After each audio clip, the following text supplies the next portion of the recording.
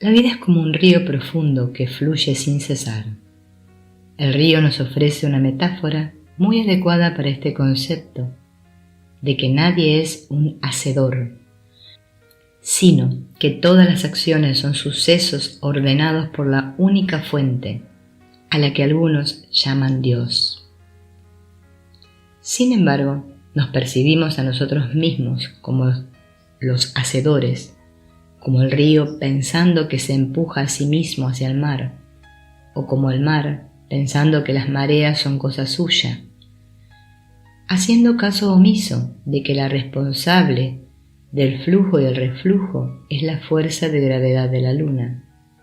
La única forma de no odiarnos a nosotros mismos ni a los demás es estar plenamente convencidos, sin la menor duda, de que ni tú ni nadie puede ser el hacedor de una acción, de que ninguna acción puede en absoluto ser hecha por nadie, sino que es un suceso que no podría haber dejado de suceder de acuerdo a la ley cósmica universal. Esta comprensión significa estar anclado en la paz y en la armonía mientras se afronta la vida momento a momento.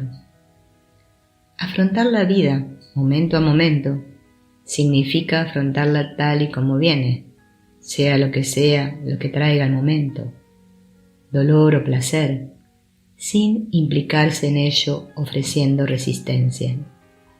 Esto significa ser testigo de lo que sucede, haciendo lo que hay que hacer, y lo más importante, estando en calma. Estar en calma significa no pensar, no conceptualizar sobre el pasado o el futuro, mantener la quietud en el momento presente.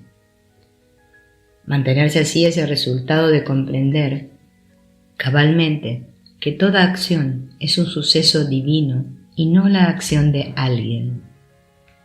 Esta comprensión de que no hay un hacedor significa de inmediata ausencia total de sentimientos de vergüenza y culpabilidad hacia lo que supuestamente es la acción de uno mismo, y también la ausencia de odio y malicia, celos y envidia hacia cualquier otro.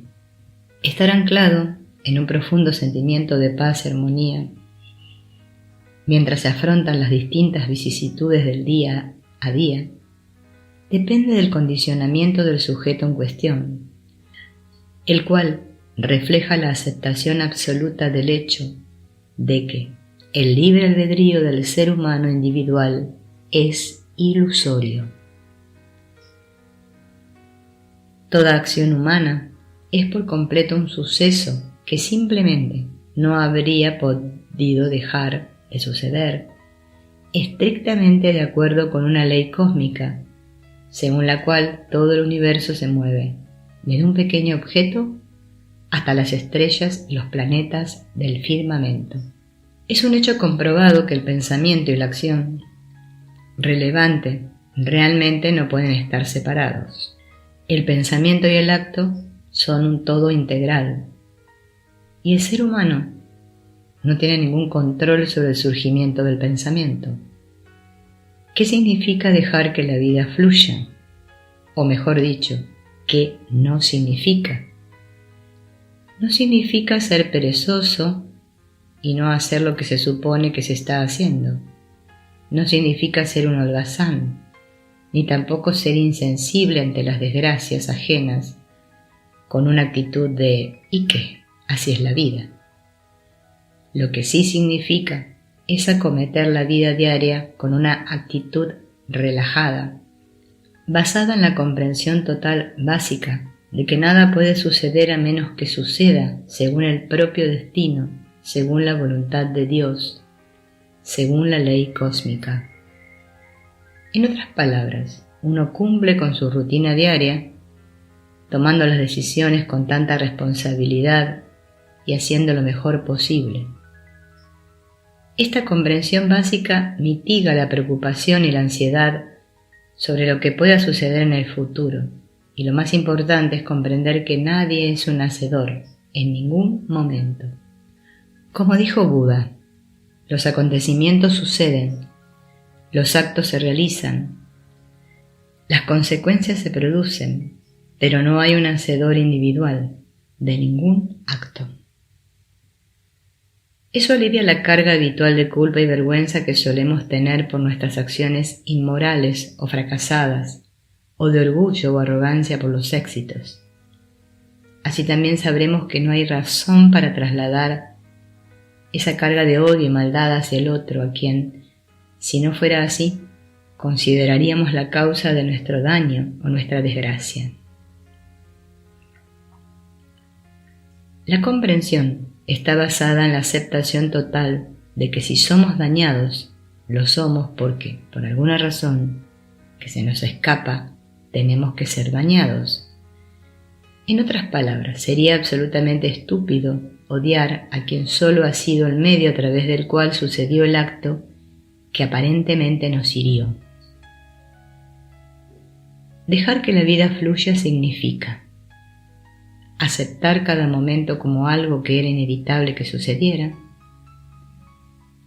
hacer lo que creamos que debemos hacer en cada momento y no agobiar a nuestra mente con una carga de conceptualizaciones sobre lo que pueda suceder o no en un futuro incierto.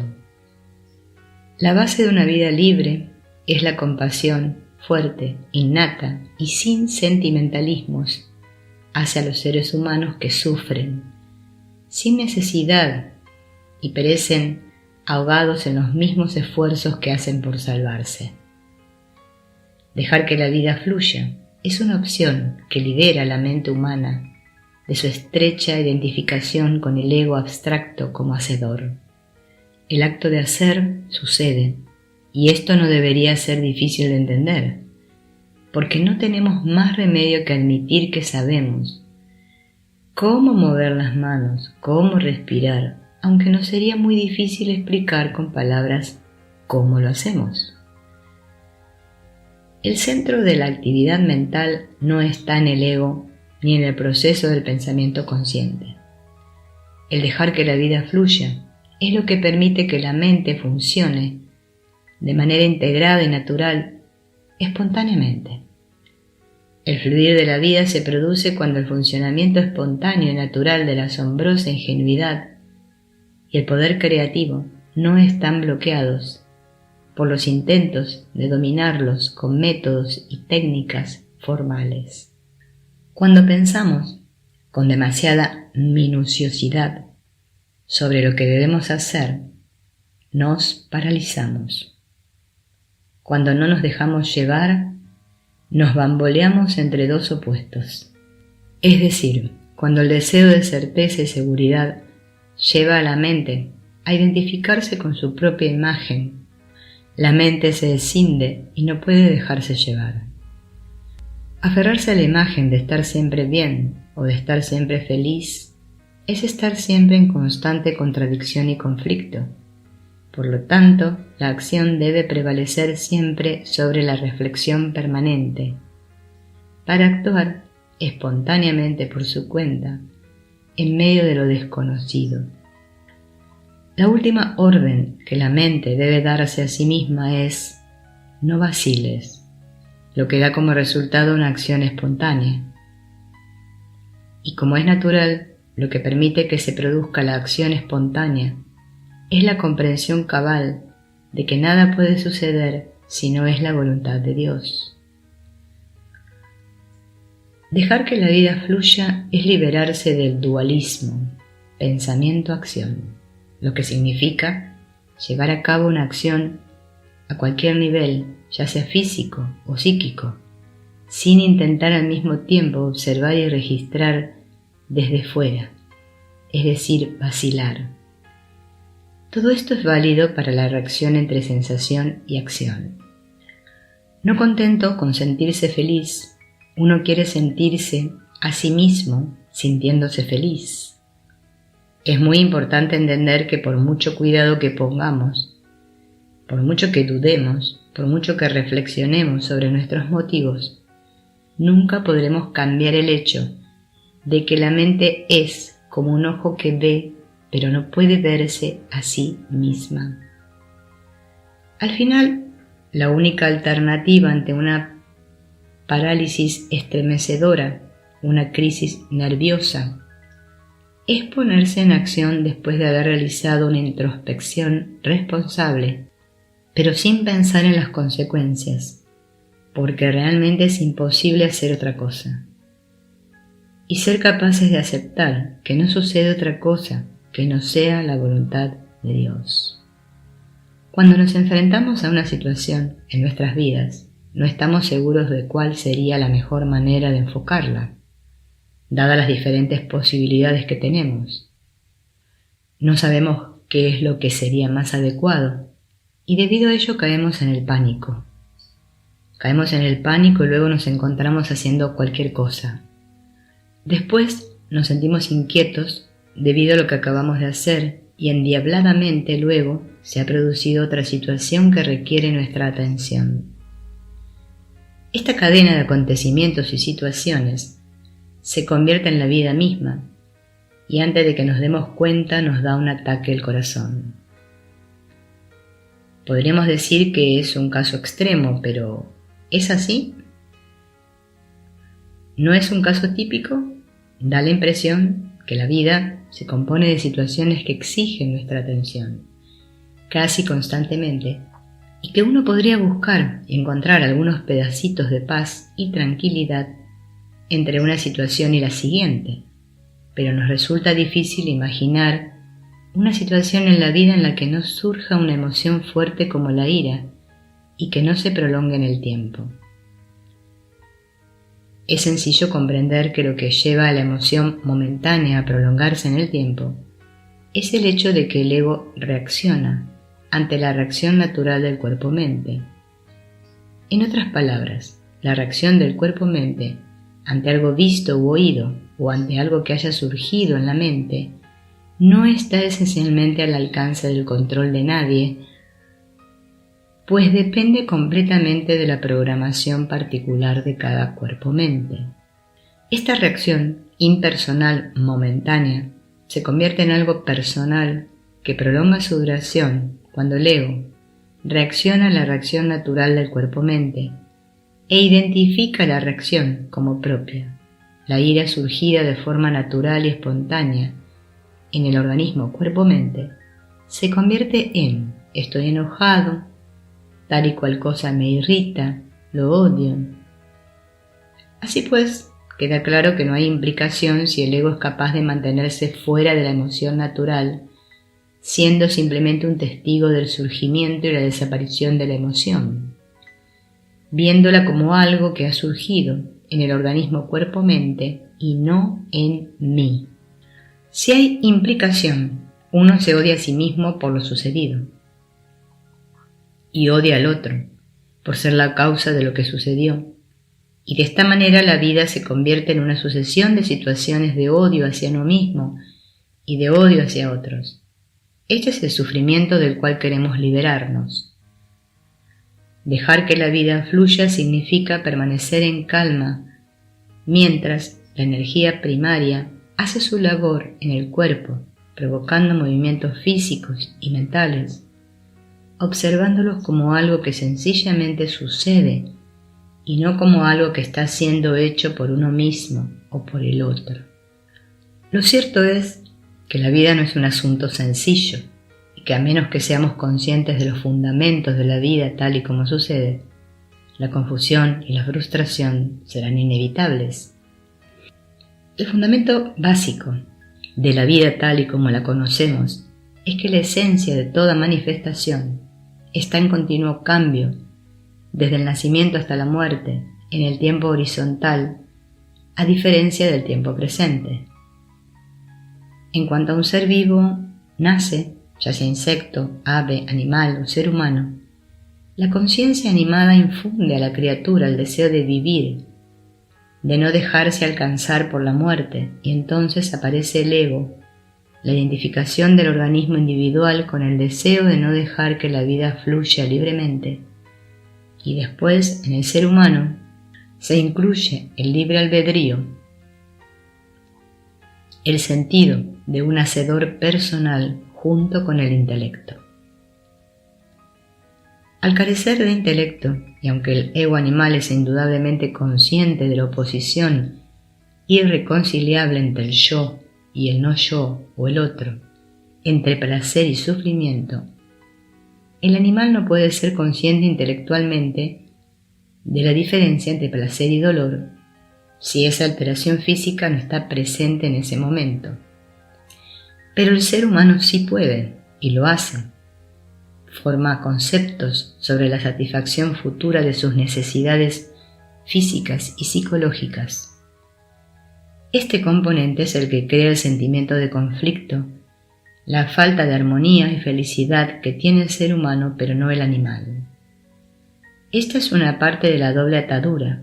La otra consiste en el hecho de que mientras el animal no tiene sentimientos de culpa en sus esfuerzos por mantener y preservar su propia vida, el dudoso regalo que es el intelecto da al ser humano una percepción muy clara de que la simple lucha por la supervivencia no es su propósito real en la vida. El intelecto le obliga a ver, al menos intelectualmente, que por fuerza ha de ser mucho más que su organismo psicosomático y por tanto le obliga a buscar su verdadera identidad, aunque intuitivamente sabe que es infinitud, intemporalidad, inmutabilidad. La doble atadura significa que el ser humano sigue pensando en su naturaleza solo en los términos que su intelecto puede comprender, en términos de logros. En otras palabras, el ser humano imagina su naturaleza verdadera dentro del marco de la afectividad animal, un estado en el que la felicidad reinará como soberana absoluta en un mundo lleno de manjares inagotables, vidas sexuales sin límite, capacidad física e intelectual sin rival, etc. Es decir, algo así como estar en el paraíso.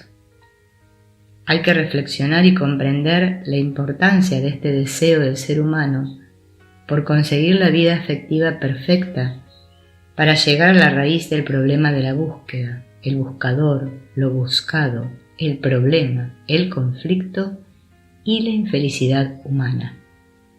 El fallo fundamental de esa idea, el deseo de perfección dentro del marco de la vida, es su olvido de que todo lo fenoménico es una impresión de la conciencia, una impresión basada en una polaridad, en que la felicidad y la desdicha son inseparablemente interdependientes. Dado que la esclavitud consiste en el deseo de lograr algo, la liberación puede por tanto consistir sencillamente en apercibirse de que cualquier deseo, ya sea de beneficio material o incluso de iluminación espiritual, es en sí mismo el único y verdadero obstáculo. En otras palabras, el ser humano quiere armonía, pero la quiere en términos de vivir esta vida. Comprende que debe haber un ser al término de este vivir, pero solo puede considerar ese ser en términos de ser, vivir sin sus aflicciones. No puede caer en la cuenta de que para llegar al ser que ya es, el buscador es ya lo buscado, tiene que desechar ese vivir tal y como él lo entiende, y esto solo puede suceder cuando acepta totalmente, sin atisbo de duda, que nada puede ser logrado por medio del esfuerzo personal, sino que tienen que suceder, según la ley cósmica, algo que posiblemente ningún ser humano pueda comprender nunca. El ser humano quiere continuar su vivir y su hacer, pero al mismo tiempo requiere su ser. El ser humano necesita, quiere y exige paz, pero no renuncia a la guerra. El único problema es que el humano no está preparado para dejarse llevar. Quiere despertar a la realidad, a su naturaleza verdadera, pero no quiere abandonar la realidad soñada. Se olvida que la meta última de la vida, si es que podemos llamarla así, no es llegar a hacer algo, sino no devenir, no hacer, no vivir, abandonar el mundo fenoménico, limitándose a ser testigo de los sucesos que se producen en la vida por medio de un instrumento cuerpo-mente, estando en calma y dejando que la vida fluya. Para entender el problema del conflicto y la infelicidad humana, es imprescindible tener una comprensión muy clara de la diferencia entre el concepto de dualidad y el concepto de dualismo. La dualidad es la base misma de la manifestación del principio de la polaridad, la existencia de los opuestos interrelacionados de cada naturaleza. En la actualidad, los opuestos, vida y muerte, luz y oscuridad, bueno y malo, no están en guerra. Dualismo significa perseguir la felicidad con exclusión de toda infelicidad, perseguir el triunfo con exclusión de cualquier fracaso, perseguir lo que es bueno hasta la desaparición de todo lo que se considera malo, perseguir la salud, la riqueza y la felicidad con exclusión absoluta de la enfermedad, la pobreza y el dolor. Y esto solo puede significar, la mayoría de las veces, frustración y falta de armonía. Por otro lado, el principio de la polaridad significa la aceptación gustosa de los opuestos, interrelacionados como la piedra angular del universo de la vida. Al aceptar la polaridad como la base misma de esta vida, ésta se convierte en un arte que mantiene los dos opuestos interrelacionados en un equilibrio armónico. Como dijo Lao Tse, conociendo al hombre y preservando a la mujer, uno se convierte en una corriente universal, y al convertirse en una corriente universal, uno no se aparta de la vida eterna. Hombre y mujer no se refieren, desde luego, tanto al sexo como a las características dominantes de lo masculino y lo femenino. Los opuestos interrelacionados son como las caras opuestas o inseparables de una misma moneda, los polos de un imán, o el pulso y el intervalo de cualquier vibración. Mientras el ejercicio de la volición y el esfuerzo personal es la escisión del dualismo, convierte la vida en un ir y venir enloquecido de la seca a la meca, la comprensión auténtica de la naturaleza polar de la dualidad dota la vida de una serenidad cíclica, tal como ilustra el antiguo cuento taoísta del granjero. El granjero cuyo caballo huyó cuando los vecinos se reunieron aquella noche para consolarle de su mala suerte, el granjero dijo: «Puede ser». Al día siguiente el caballo volvió a la granja trayendo consigo media docena de caballos salvajes, y cuando los vecinos se reunieron de nuevo para felicitarle por su buena suerte, el granjero dijo de nuevo: «Puede ser».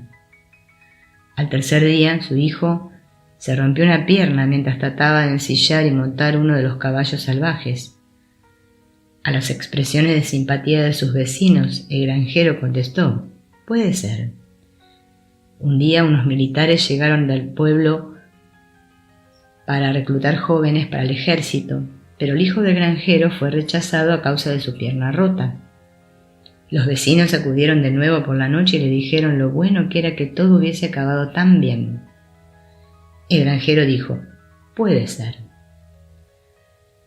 Según el principio de la polaridad de los opuestos, la vida no solo significa un ciclo continuo de cosas buenas y malas que evitan la monotonía y convierten la vida en una aventura maravillosa, sino que la naturaleza ha previsto también nuestro sistema psicosomático con estados alternados de sueño, vigilia, olvido y recuerdo.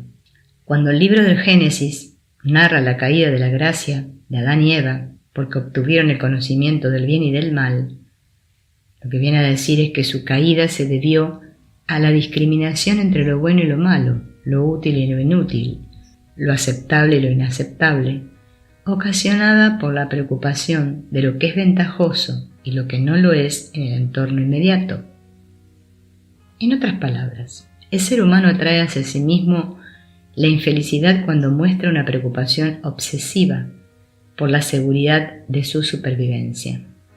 Por otro lado, aceptar la polaridad en la que se basa la vida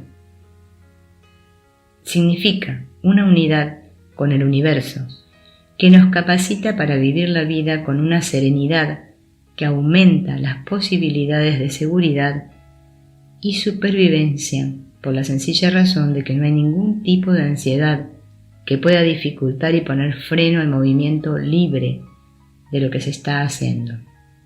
Lo que significa esto es que el conflicto y la felicidad del ser humano están basados en dos errores relacionados entre sí. Uno es creer que él es algo separado y distinto del resto de la manifestación, y el otro que tiene independencia y libertad de acción para determinar los resultados y los acontecimientos. Lo cierto es que no hay una entidad individual para ejercitar el libre albedrío, ni para sufrir el destino, las funciones sensoriales, ver, oír, etc. Se producen a través del mecanismo psicosomático. No hay ningún nosotros que viva nuestras vidas, sino que ese vivir sucede a través de los diversos mecanismos psicosomáticos u organismos cuerpo-mente. Es muy curioso que el ser humano ansíe certeza y seguridad para sí mismo, como una parte intrínseca de la felicidad, y sin embargo no tenga una idea muy clara de lo que es ese sí mismo. Este sí mismo o mí mismo no es más que una identificación de la mente con su autoimagen, imagen que, a su vez, solo es un sumario de los recuerdos y acontecimientos del pasado. Lo que llamamos individuo es este sumario censurado y editado. El humano se preocupa más del pasado que del presente, y la felicidad futura a la que aspira está íntimamente relacionada con la certeza y la seguridad basadas en el pasado. Lo que ocurre la mayor parte del tiempo es que el condicionamiento de lo convencional es tan fuerte que casi borra la espontaneidad. El ser humano teme confiar en el funcionamiento espontáneo del que está dotado de forma natural, el cual se bloquea cuando se restringe su funcionamiento natural al esforzarse por comprenderlo en términos de técnicas convencionales. Los pensamientos e incluso los deseos surgen en la mente de la persona común y también en la mente del sabio, porque recibir lo que se le ofrece está en la naturaleza de la mente. Pero aquí acaba la semejanza.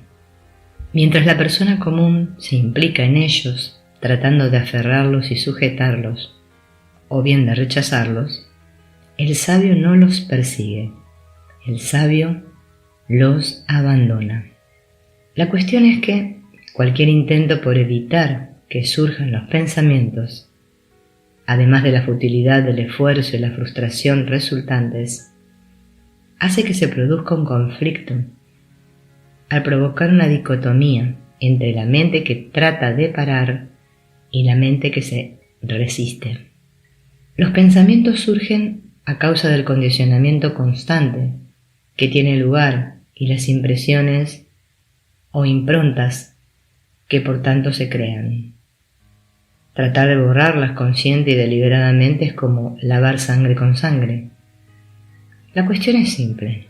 Los pensamientos surgen, pero, al carecer de sustancia, se desvanecen con toda rapidez si no se los acepta y se les persigue como si fueran una realidad efectiva. Cualquier esfuerzo positivo por controlar la mente o soltarla de uno mismo solo consigue fortalecer el ego. Espontaneidad e intención con algún sentido son términos antagónicos. La situación es igual a la que se ilustra con el ejemplo clásico de la eficacia de la medicina, dependiendo de si se piensa en un mono al tomarla. La condición se convierte en una impresión mnemotécnica del mono que surge de inmediato en el momento en el que se va a tomar la medicina. Este es el tipo de doble aprieto en el que se encuentra el ser humano casi a cada momento, si piensa y actúa como una entidad individual. La única respuesta es poder aceptar absolutamente que, en palabras de Buda, Los acontecimientos suceden, los actos se realizan, pero no hay un hacedor individual. A la pregunta, ¿qué es lo que se supone que debo hacer en cada momento? La única respuesta posible sería, haz lo que creas que debes hacer, comprendiendo claramente que no puede haber un hacedor individual. Cualquier acción que resulte será una acción espontánea, natural, divina, porque no habrá una entidad individual implicada en ella. Una indicación de que se ha percibido sería una sensación nítida de libertad absoluta, en lugar de la frustración que surge del sentido de acción voluntaria. Como señaló Maestro Zen, no puedes hacer nada, salvo soltar una carcajada. Se sabe que un sentimiento semejante de alivio total y de júbilo ha destruido de tal modo la separación entre maestro y discípulo que ambos han terminado en más de una ocasión rodando por el suelo, muertos de risa, regocijo irrazonable y alegría. Lo que sucede en esas ocasiones es que los muros de la prisión del dualismo se derrumban de repente y uno se ve a sí mismo en un mundo completamente diferente, con la comprensión súbita de que todo lo que ha estado sucediendo ha sido un acto espontáneo y no una acción voluntaria, en el que la acción voluntaria personal era tan solo una ilusión. Es como si uno hubiera estado en la corriente de la vida, siendo arrastrado por ella, y el esfuerzo aparente de estar intentando nadar contra la corriente fuera completamente inútil e innecesario. En otras palabras, el dualismo entre yo y el otro, entre el observador y lo observado, entre el buscador y la búsqueda, desaparece al uno darse cuenta de que ambas cosas son objetos que están siendo vividos en el juego onírico, que es el vivir. Todo lo que hay es un pensar, hacer, experimentar, sin que haya un hacedor individual realizando ninguna de esas acciones. Todo dualismo es ilusión, toda acción es espontánea y toda acción voluntaria es una ilusión. Una vez que esto se comprende claramente, se deja de buscar la solución perfecta. Ver lo ilusorio de la acción voluntaria o voluntad propia hace que cada acción se convierta con toda precisión en lo que ha de suceder según la voluntad de Dios. De la misma manera, también queda claro que no es necesario ningún esfuerzo específico por medio de disciplinas o prácticas, artilugios, como por ejemplo la repetición de fórmulas, pensamientos, palabras o acciones, para ver algo que siempre estuvo ahí. La filosofía del Tao considera todo esfuerzo por realizar el Tao como ponerle patas a una serpiente, porque todo es Tao. La prueba final de que se ha comprendido cabalmente la verdad es la desaparición de todas las preguntas y las dudas. Todo concepto y pensamiento sobre la verdad ha desaparecido evidentemente porque uno se ha convertido en la verdad. Esto no tiene nada que ver con hablar de la verdad, con alguien que viene en busca de ayuda, e incluso en este caso hay una aceptación total de que no hay nadie hablando ni nadie escuchando. El hablar y el escuchar se han producido a través de dos instrumentos cuerpo-mente aparentemente separados. Es igual que un hombre que trabaja con ahínco, concentrado, cumpliendo sus deberes cotidianos, pero que no necesita en ningún momento durante ese periodo recordarse a sí mismo su nombre y el lugar en el que está. De modo similar, una vez que se conocen las reglas de un juego o de un deporte, el éxito depende casi totalmente del grado en el que esas reglas no entren en la mente durante el tiempo que dure. Por supuesto que el grado, hasta el que esto suceda en un caso en particular, dependerá evidentemente de lo que podríamos llamar el destino de ese organismo cuerpo-mente o de la voluntad de Dios. Hay que dejar que la comprensión fluya y florezca por sí misma. sin ninguna interferencia del intelecto. Desde luego, esto depende del destino del organismo cuerpo-mente del que se trate. Como diría Nisargadatta, suscitar persistente y constantemente problemas y dudas es como rascarse sin cesar en un sitio determinado hasta causar una picazón que al principio no había. El pez vive en el agua, pero no hace caso del agua. El ave vuela en el aire, pero no sabe nada del aire. El pez no se pregunta sobre la naturaleza del agua, ni el ave sobre la naturaleza del aire. Los conceptos de la enseñanza Vedanta son como la espina que se usa para eliminar la noción de deseo de seguridad material o incluso de autorrealización, que es una espina clavada en la piel. Y si la enseñanza se utiliza para buscar seguridad espiritual para el individuo, lo único que se consigue es reemplazar una espina por otra. La comprensión pura es todo. El darse cuenta es el fin, no el medio para lograr algo. Para buscar la vida hay que destruir el vivir, el uno debe morir. No acción significa estar en calma. La no acción desde el punto de vista de la seidad se articula en acción correcta en el plano fenoménico, lo que abarca desde la inacción hasta la acción violenta. No obstante, la mayoría de nuestras acciones vienen a ser lo que llamaríamos acciones incorrectas, en la medida en la que hacemos cosas innecesarias, aterrorizados ante la idea de no hacer nada, inacción, y obsesionados con la necesidad de hacer algo. Da la impresión de que somos totalmente inconscientes de las consecuencias de no hacer nada. Algo sucede. Lo cierto es que lo que consideramos acción es, muy a menudo, la reacción natural y biológica en el organismo cuerpo-mente, cuando uno de los sentidos entra en contacto con el objeto que le es propio. Por ejemplo, los ojos ven algo o los oídos oyen algo. En ese momento el ego reacciona ante esa reacción natural y se siente orgulloso o culpable y se considera el hacedor. La no acción es espontánea y por lo tanto correcta. En el caso de un sabio, el ego, vacío totalmente del sentido de un hacedor personal, no reacciona ante la reacción natural del organismo cuerpo-mente. De aquí que todas sus acciones sean acciones correctas, sean cuales sean las consecuencias según la ley cósmica. Las acciones correctas solo pueden ser espontáneas, el producto de la fracción de segundo que burla el fraude del tiempo.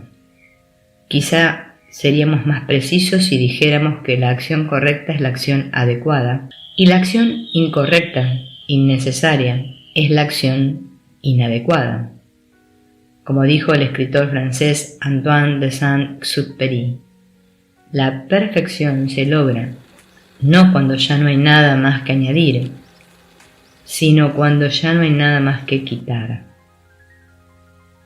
Parece que el estar tan obsesionado con trabajar, hacer, es una debilidad humana, hasta el punto de que se toma como normal, y que todo el mundo debe ser visto haciendo algo todo el tiempo. La inacción se considera pereza, un vicio, pero es un hecho probado que, tal y como señala un psicólogo, al menos el 50% de las actividades que se realizan son completamente fútiles para nosotros, y lo más probable es que, en última instancia, sean consideradas superfluas 9 de cada 10. Es realmente cuestionable que sean fundamentalmente necesarias y mucho menos beneficiosas, más de un pequeño porcentaje. Lo cierto es que hacer parece ser una huida, un escape de la realidad. Para la persona común, la alternativa a hacer es ociosidad. Sin embargo, la alternativa a hacer es ser.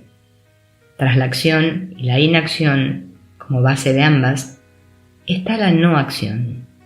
Si supiéramos cómo ser, todas nuestras acciones serían acciones necesarias.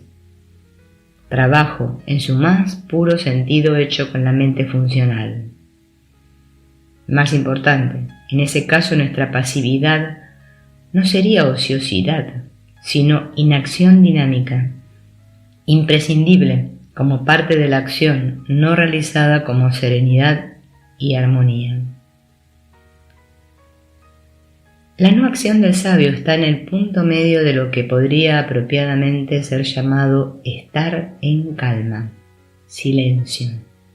Pero este silencio no es el estado negativo que se asocia por lo general a este término, sino que por el contrario, es altamente positivo, potente, dinámico. Incluso es sentido a menudo como una radiación, un impacto tremendo para aquellos que tienen la receptividad suficiente. El Bhagavad Gita nos dice muchísimo sobre la naturaleza de la acción. 1. El mundo está encarcelado en su propia actividad, excepto cuando las acciones se realizan como culto a Dios. Por tanto, debes realizar cada acción como un sacramento y estar libre de todo apego a los resultados. 2. Tienes derecho a trabajar, pero solo en bien del trabajo. No tienes derecho a los frutos del trabajo. El deseo de los frutos del trabajo nunca debe ser tu motivo para trabajar. 3. Los que trabajan egoístamente por los resultados son miserables. Esto no es comprensible para el hombre moderno. Es evidente que el hombre moderno trabaja por el salario y es muy probable que llegue al otro extremo. No tiene derecho a trabajar a menos que reciba un salario por el trabajo realizado. Lo que se ha convertido en sacramental no es el trabajo, sino la remuneración, el pago por un trabajo o un servicio de cualquier clase, por muy mal hecho que esté.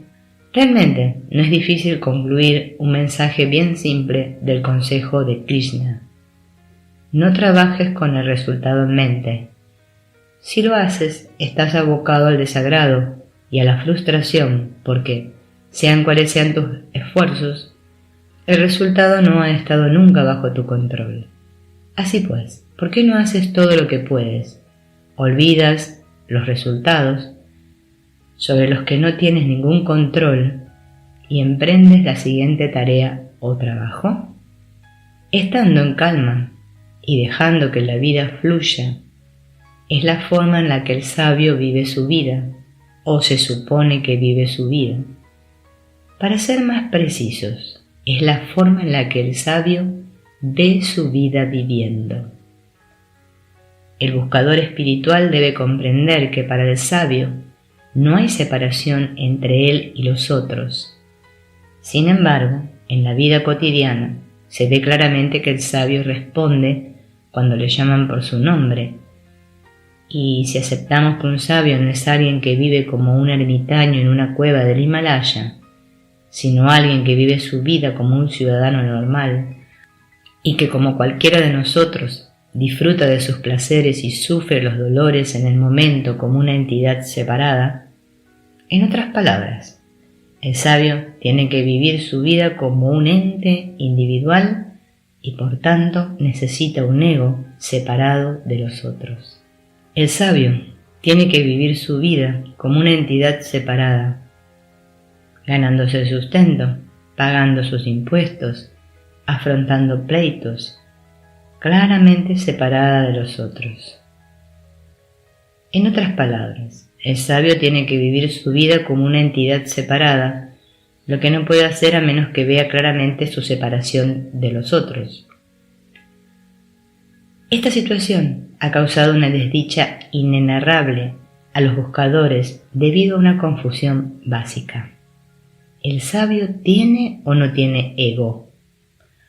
¿No ve claramente el sabio una separación entre él mismo como un ente individual y el otro como otro ente individual?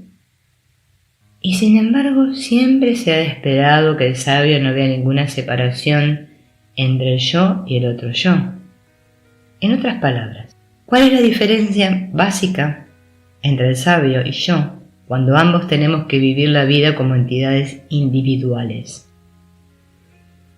Es un hecho desafortunado que los libros sobre Advaita, la iluminación y temas similares no hayan encauzado debidamente este problema. Esa es la razón de que encontremos buscadores espirituales confesando, con lágrimas en los ojos, que tras 30 años de disciplina estricta y variadas prácticas espirituales se han dado cuenta de repente de que no ha habido ningún cambio básico ni esencial en sus vidas. Siguen teniendo que encarar la vida momento a momento sin saber nunca cuál será el dolor próximo. No se han sentido nunca anclados en la paz y la armonía mientras afrontan la vida momento a momento. Todavía se sienten llenos de odio hacia sí mismos por lo que les hicieron a otros y odio hacia los otros por los que éstos les hicieron. Odio que ha estado corroyéndoles en lo más profundo de su ser. ¿En qué se diferencia el sabio de mí para que él, presumiblemente, sea capaz de vivir su vida anclado en la paz y la armonía? Al sabio nunca se le ve incómodo consigo mismo, ni incómodo con los demás, aunque, como yo, tiene que encarar las incertidumbres de la vida momento a momento. Este parece ser el punto focal en el que está realmente concentrada la atención de la búsqueda espiritual.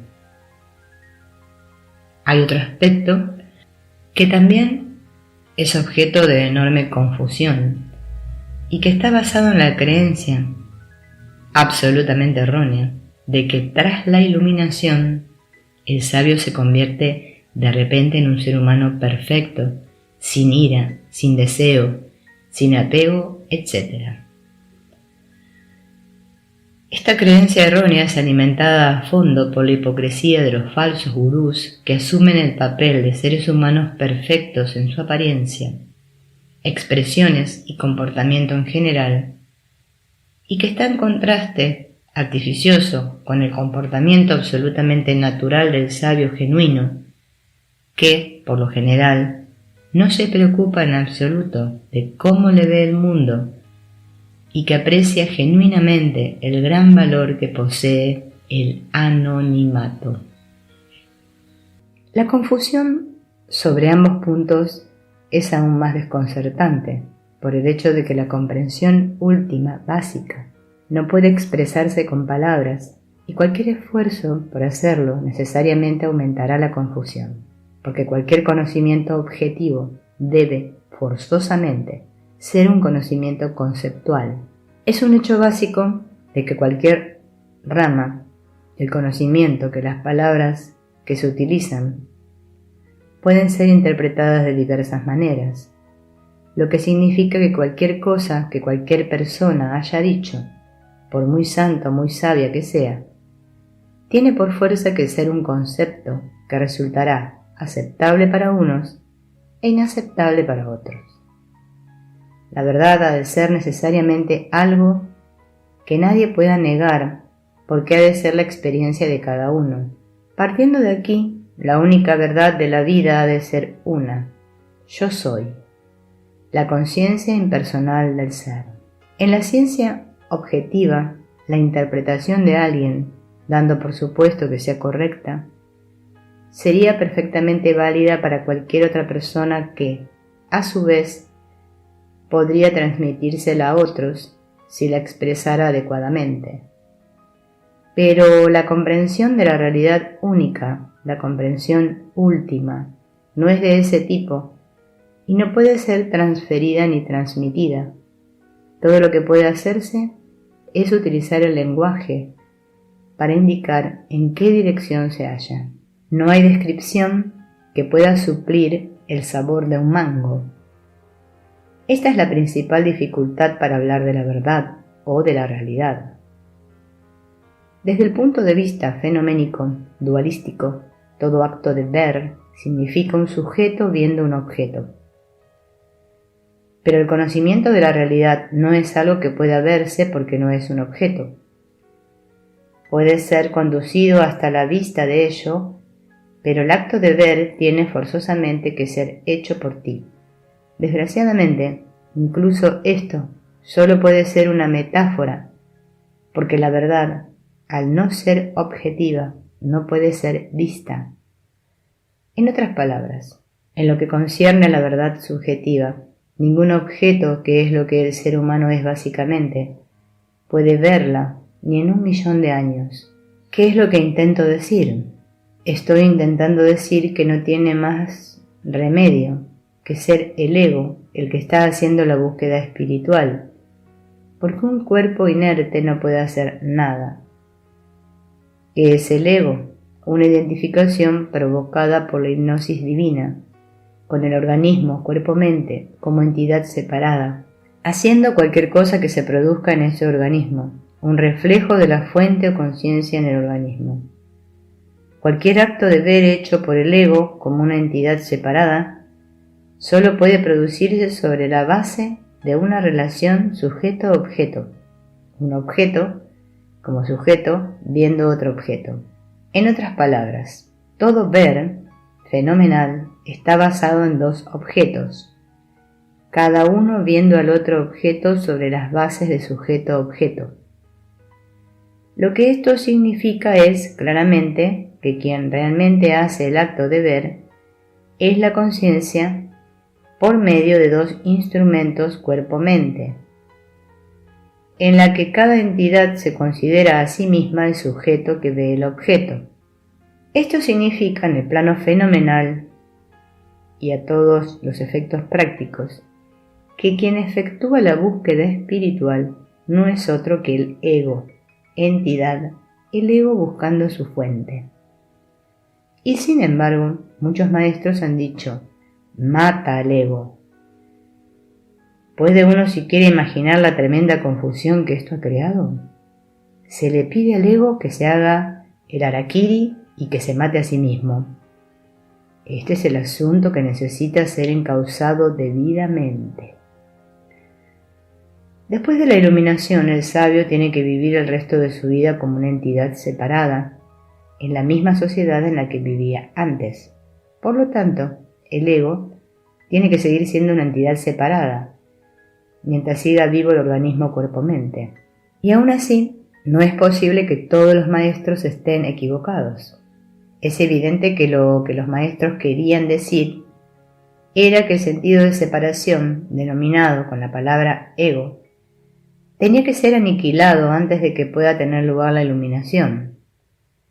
En otras palabras, es evidente que el sabio despierto, mientras siga su vida funcionando como una entidad separada, no ve ninguna separación efectiva entre los egos entidades separados. Ya tenemos el punto focal en que concentrarnos. ¿Cómo es posible que el sabio viva su vida como una entidad claramente separada y aún así no se sienta separado de las otras entidades? La única respuesta posible es que el sabio vive su vida como una entidad separada, responsable de sus acciones, ante las reglas sociales establecidas y las normas legales, habiendo comprendido lo más profundo las palabras de Buda. Los acontecimientos suceden, los actos se realizan, las consecuencias se producen, pero no hay ningún hacedor individual de ningún acto. En otras palabras, el sabio despierto ha sido capaz de aceptar total y absolutamente que cada ego individual es solo un instrumento separado, programado especialmente, a través del cual la energía primaria produce, en cualquier tiempo y lugar, exactamente aquello que debe producir, según una ley cósmica conceptual aplicable a toda la eternidad, a toda manifestación fenoménica. La energía funcional, igual que funciona la electricidad en todos los aparatos eléctricos, haciendo que cada aparato produzca aquello para lo que ha sido diseñado producir. Es una broma divina, quizá trágica, que este principio de no hacedor sea la base de todas las religiones. La Biblia dice, hágase tu voluntad. El Islam dice, Insha Allah. La religión hindú dice, tú eres el que habla, tú eres el que escucha, tú eres el que hace y tú eres el que experimenta. Y a pesar de esto, hemos sufrido guerras religiosas durante siglos. La cuestión es, ¿qué es iluminación y qué es lo que se supone que le da la autorrealización al sabio que él no tuviera hasta entonces? Autorrealización es la constatación absoluta de que los acontecimientos suceden, los actos se realizan, pero no hay ningún hacedor individual de ningún acto, que todo lo que es conciencia, funcionando como energía primaria y produciendo la manifestación de todos los sucesos, que es conciencia atestiguando el funcionamiento de esa manifestación que es la vida, y tal como la conocen los seres humanos, a través de billones de seres sintientes. ¿Qué obtiene el sabio con la autorrealización? Paz y armonía, como ancla mientras afronta la vida momento a momento. Antes carecía de esa paz y de esta armonía porque, al ir afrontando la vida en el momento, todo lo que hacía era juzgar cada suceso como algo hecho por alguien, execrando y odiando a alguien, ya fuera a sí mismo o a otra persona. Por tanto, anteriormente estaba anclado en la culpa y en la vergüenza de sus propias acciones y en la aversión por las acciones de otros.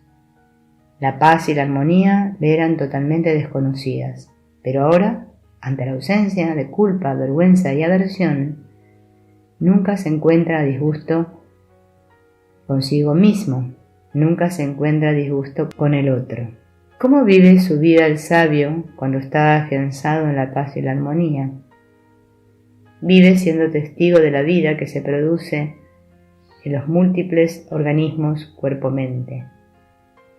Mientras sucede la vida, la actividad física y mental, a través de los organismos cuerpo-mente, él, como ego, sin el más leve rastro de un hacedor personal, permanece en calma, observando el flujo de la vida en los múltiples organismos cuerpo-mente, incluyendo el suyo propio. Si alguien le pregunta cómo vive su vida, su honesta respuesta sería, estando en calma, dejando que la vida fluya. Si se le pregunta cómo se las arregla para conseguir la aceptación total de que nadie es un hacedor, el sabio explicará con absoluta humildad que mientras estaba investigando lo que le parecía que eran sus acciones, llegó a la conclusión de que si algún suceso sobre el que no tenía control no hubiese sucedido antes, lo que él creía que era su acción no se hubiese producido. Y en el transcurso de su investigación habitual de sus acciones, sin saber cómo, de repente, se produjo un relámpago de aceptación total. No puedo ser el hacedor de ningún acto, y si yo no puedo ser el hacedor de ningún acto, tampoco puede serlo nadie más. Eso fue todo. Con este despertar súbito de que el ego no es sino una identificación con una entidad particular, con un nombre y ninguna libertad real de elección y acción, aparece una comprensión profunda de un sentimiento de hermandad con otros egos similares, todos ellos instrumentos programados individualmente y por los que funciona la energía primaria para que suceda lo que tiene que suceder de acuerdo a la ley cósmica. Luego, no hay ninguna posibilidad de competición entre los diversos instrumentos, ni hay posibilidad de envidia o celos. La programación de cada instrumento humano, los genes más los condicionamientos actuales, producidos por el entorno geográfico y social, tampoco está bajo el control de nadie. Una de las primeras cosas que suceden con el despertar repentino es que el ego se da cuenta de que su propia programación contiene una mezcla de características buenas y malas, de puntos positivos y negativos. Él mismo no es perfecto, ni lo es nadie. La realización produce inmediatamente, además del sentimiento de hermandad, un profundo sentimiento de tolerancia hacia el ser humano, tanto hacia sí mismo como hacia el otro. De forma similar también se ve claramente que muchas palabras han perdido su interpretación tradicional. Amor significaba una emoción experimentada con toda evidencia por canales personales, cargada de posesividad, ensombrecida por los celos, con su contrario de odio siempre listo para ocupar su lugar. Ahora, de repente, el amor no parece pasar por canales personales, antes bien parece ser afectividad pura, una clase de amor singularmente purificada. De repente, los términos amor divino y karma adquieren un significado muy profundo. Por otra parte, ante esa nueva conciencia trascendente que emerge con la demolición del sentimiento de un hacedor personal, se reconoce con toda claridad que la relación amor-odio ha dado lugar a una afectividad más pura, semejante a compasión, bendición. La excitación y la angustia se han convertido en serenidad y tranquilidad, y la envidia y el miedo, la codicia y otras formas de emoción contaminada por el hacedor son reemplazadas por la propia afectividad en estado puro. El sabio despierto también ha comprobado de repente que esta nueva actitud ante la vida, casi una conciencia nueva, da la impresión de estar sujeta a una forma peculiar de radiación que parece atraer hacia él a otros que visiblemente necesitan algún tipo de guía, quizá amor. El sabio se ve a sí mismo afrontando la vida momento a momento, aceptando cualquier cosa que el momento traiga. Unas veces placer, otras dolor, sin sentirse nunca incómodo consigo mismo ni con los demás, estando en calma, dejando que la vida fluya.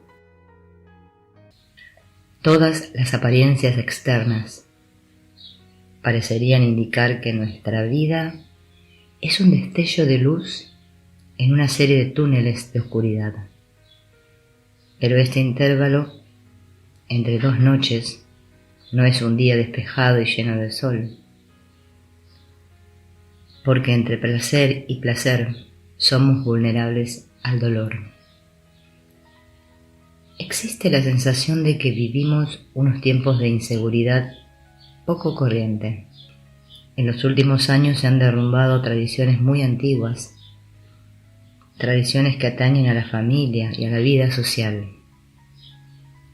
Hoy no nos presentan a un esposo o esposa, sino a una pareja, y también a la economía y a las creencias religiosas. A medida que van pasando los años encontramos menos cosas en las que aferrarnos, menos cosas que podamos considerar justas y verdaderas que permanezcan estables en el tiempo. Parece que los seres humanos solo son felices si creen tener un futuro prometedor.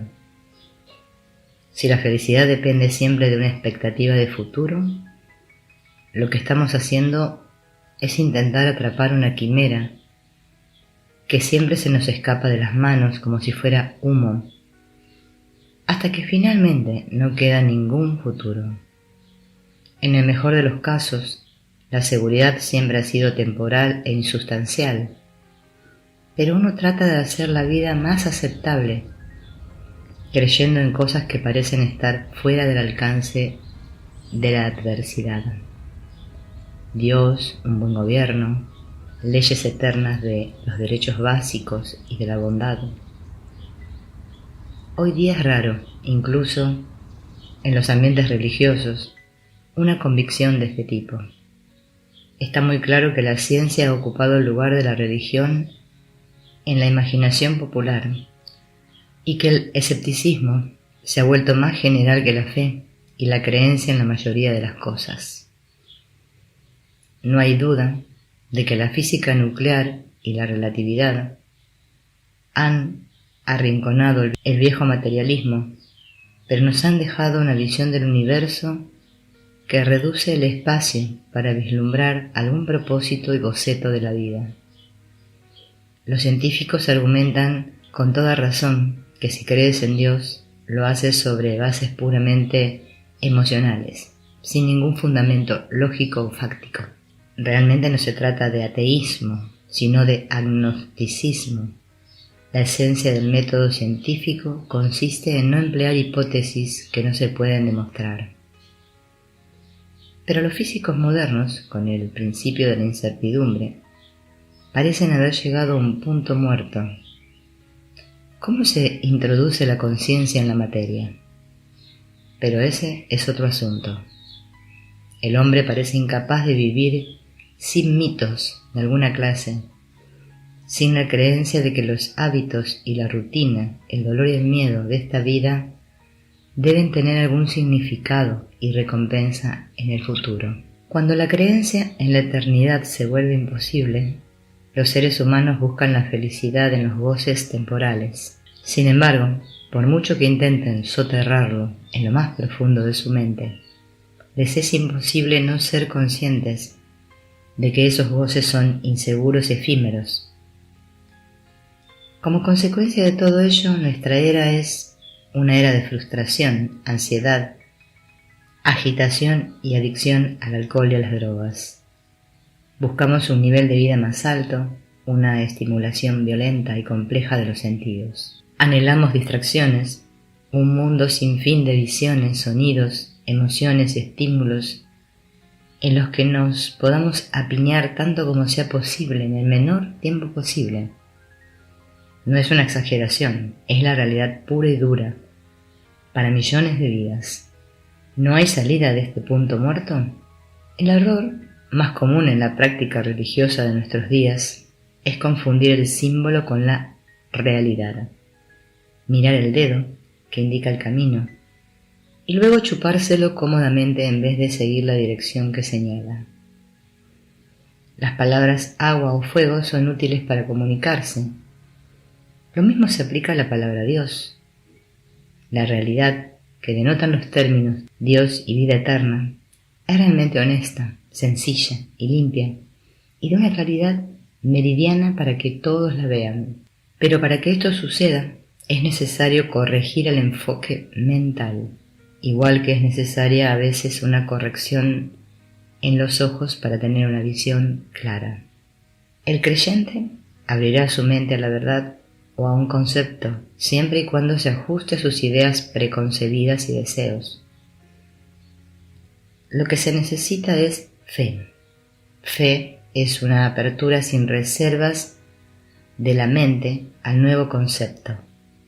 Se convierta en lo que se convierta. La fe no admite ideas preconcebidas. Es una zambullida en lo desconocido. En cuanto te aferras a la creencia, se va la fe. La creencia se ha convertido en un intento de aprisionar la vida, de atraparla, de retenerla en beneficio propio. Pero lo cierto es que no la puedes atrapar, del mismo modo que no puedes llevarte el río en un cubo. Lo mismo puede decirse de la vida y de Dios. No hemos llegado a comprender nunca el sentido revolucionario que tienen las palabras concernientes a los principios básicos de casi todas las religiones. Por ello, han surgido las numerosas guerras religiosas. Lo más increíble es que lo que la religión llama la visión de Dios solo se consigue desechando cualquier creencia en un concepto en particular de Dios. No descubrimos el infinito y el absoluto tratando a toda costa de escapar del mundo finito y relativo, sino aceptando sin fisuras sus limitaciones. De igual manera, solo podemos encontrar significado a la vida cuando de verdad hemos visto que no tiene ningún propósito acorde a ningún concepto que esté basado en el intelecto limitado del hombre, y solo podemos conocer los misterios del universo cuando rendimos el intelecto y comprendemos de verdad que no podemos saber nada de ellos. El agnóstico, el relativista o el materialista normal no llegan a este punto porque no tienen la paciencia necesaria para seguir con tenacidad esa línea de pensamiento hasta el final que constituiría la sorpresa de su vida. El descubrimiento del misterio, la maravilla y el prodigio de la grandiosidad de la creación de Dios, como dijo Eckhart, no necesita creencia, porque la base de la creencia es lo que ya sabemos, pero eso queda fuera del alcance de la imaginación. Lo único que tenemos que hacer es mantener abiertos de par en par los ojos de la mente y la verdad se mostrará. Parecería que la fe es una combinación de convicción y confianza que da como resultado una aceptación inquebrantable. Con esta base nunca puede producirse una pérdida de fe. Si tengo fe en Dios, esa fe no puede depender de mi interpretación de lo que sucede. Si mi fe en Dios depende de que Dios haga lo que quiera en cualquier momento, no puede realmente llamarse fe, sino esperanza en Dios. La verdadera fe en Dios solo puede significar mi aceptación inquebrantable de lo que suceda en cualquier momento, como algo que no podría haber dejado de suceder en ese momento y lugar. Quiero algo que sé que no está injustificado. Trabajaré duro para conseguir algo y debería obtener el resultado oportuno. Si obtengo lo que creo que merezco, ¿es una indicación de mi fe en Dios? Si no obtengo lo que creo que merezco, ¿debo perder mi fe en Dios? La auténtica fe en Dios solo puede estar basada en la aceptación absoluta del concepto hágase tu voluntad. Si no sucede lo que yo quiero, solo puedo interpretarlo en términos de que no era voluntad de Dios que yo tuviera en ese momento lo que yo quería. Pero el contenido más importante de mi fe en Dios consiste en que no puedo saber realmente si lo que yo quería en aquel momento era realmente bueno para mí a la larga. Por tanto, mi fe en Dios me capacita para aceptar cualquier cosa que suceda como algo que sencillamente tenía que suceder según una ley cósmica, cuyo fundamento no puede ser conocido por un simple mortal, con su muy limitado conocimiento e intelecto. Como le dijo Niels Bohr a Albert Einstein, creemos que Dios juega los dados con el universo porque no disponemos de toda la información que Dios tiene del universo. En otras palabras, el intelecto humano solo puede atisbar una visión mínima, mientras que la visión de Dios abarca todo el espacio en su eternidad. Hay muchos agnósticos cuya no creencia es algo muy vago, pero también hay ateos que no aceptan el principio de la existencia de un Dios.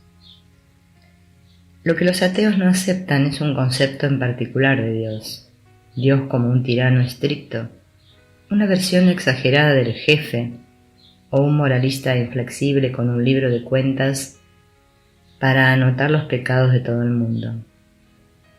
La verdad es que no hay nada realmente blasfemo en el rechazo de Dios, porque lo que rechazan es un concepto absurdo de Dios. Sería ridículo no aceptar la idea de Dios como la fuente única de la que ha emanado toda manifestación. La alternativa sería que la manifestación ocurrió como un accidente. El resultado de una creación accidental forzosamente sería el caos. Pero el universo tal y como existe está lejos de ser caótico. Por tanto, el concepto de una creación accidental sería ganas de fastidiar o de tergiversar.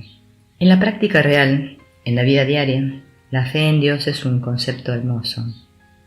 Sé que la vida significa hacer, por tanto, hago en todo momento lo que creo que debo hacer. siempre con la fe absoluta de que no soy yo quien está haciendo nada, sino la energía primaria, funcionando, a través de mi organismo cuerpo-mente, quien ocasiona todo lo que ha de ser ocasionado según la voluntad de Dios, según la ley cósmica, junto con las consecuencias que se produzcan.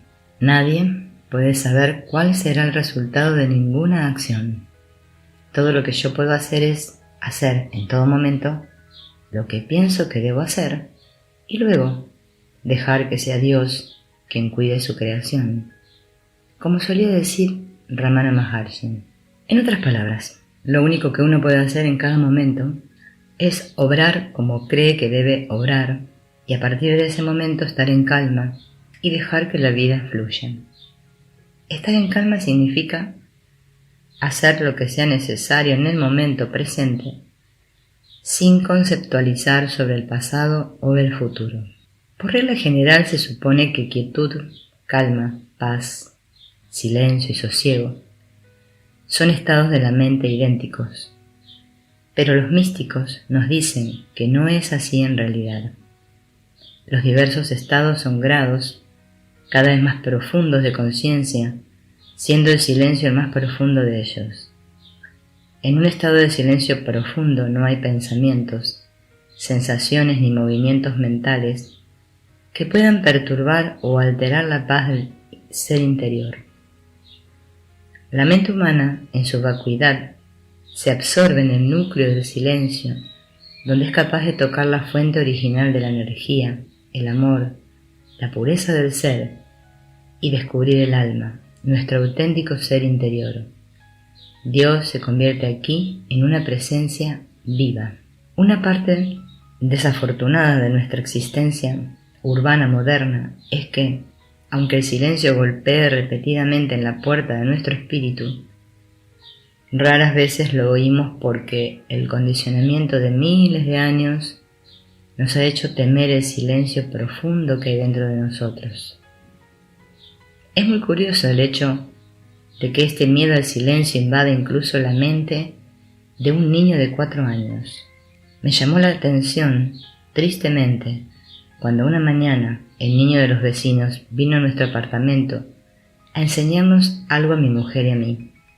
Mi mujer estaba en el cuarto de baño, así que le dije al niño que la tita saldría enseguida.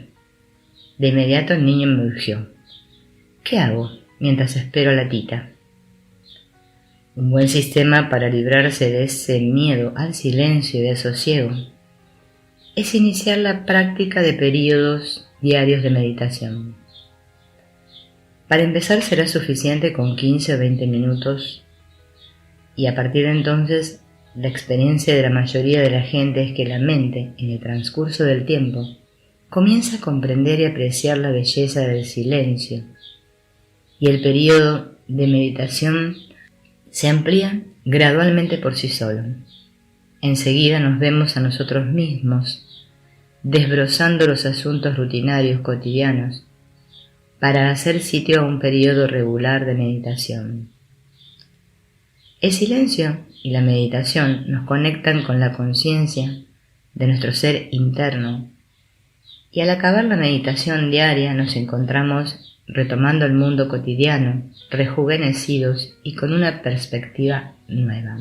La meditación nos hace conscientes de la verdadera naturaleza de nuestro ser, silencio y calma a los que temíamos enfrentarnos tiempo atrás. Silencio y calma no significan necesariamente ausencia de todo sonido. Después de un tiempo, uno se hace realmente consciente, silenciosamente, del sonido peculiar del silencio, que tradicionalmente se llama Naab, y que es como una sensación de zumbido más que de sonido real. Entonces uno se da cuenta de que en lo profundo del ser nadie está separado de nada ni de nadie. Esta es la unión con lo divino. Es más que interesante la considerable importancia que casi todas las religiones y creencias han dado al sonido sin sonido, Anahat. La Biblia dice: en el principio fue el Verbo. Las escrituras védicas también afirman que toda la creación cósmica empezó con el sonido.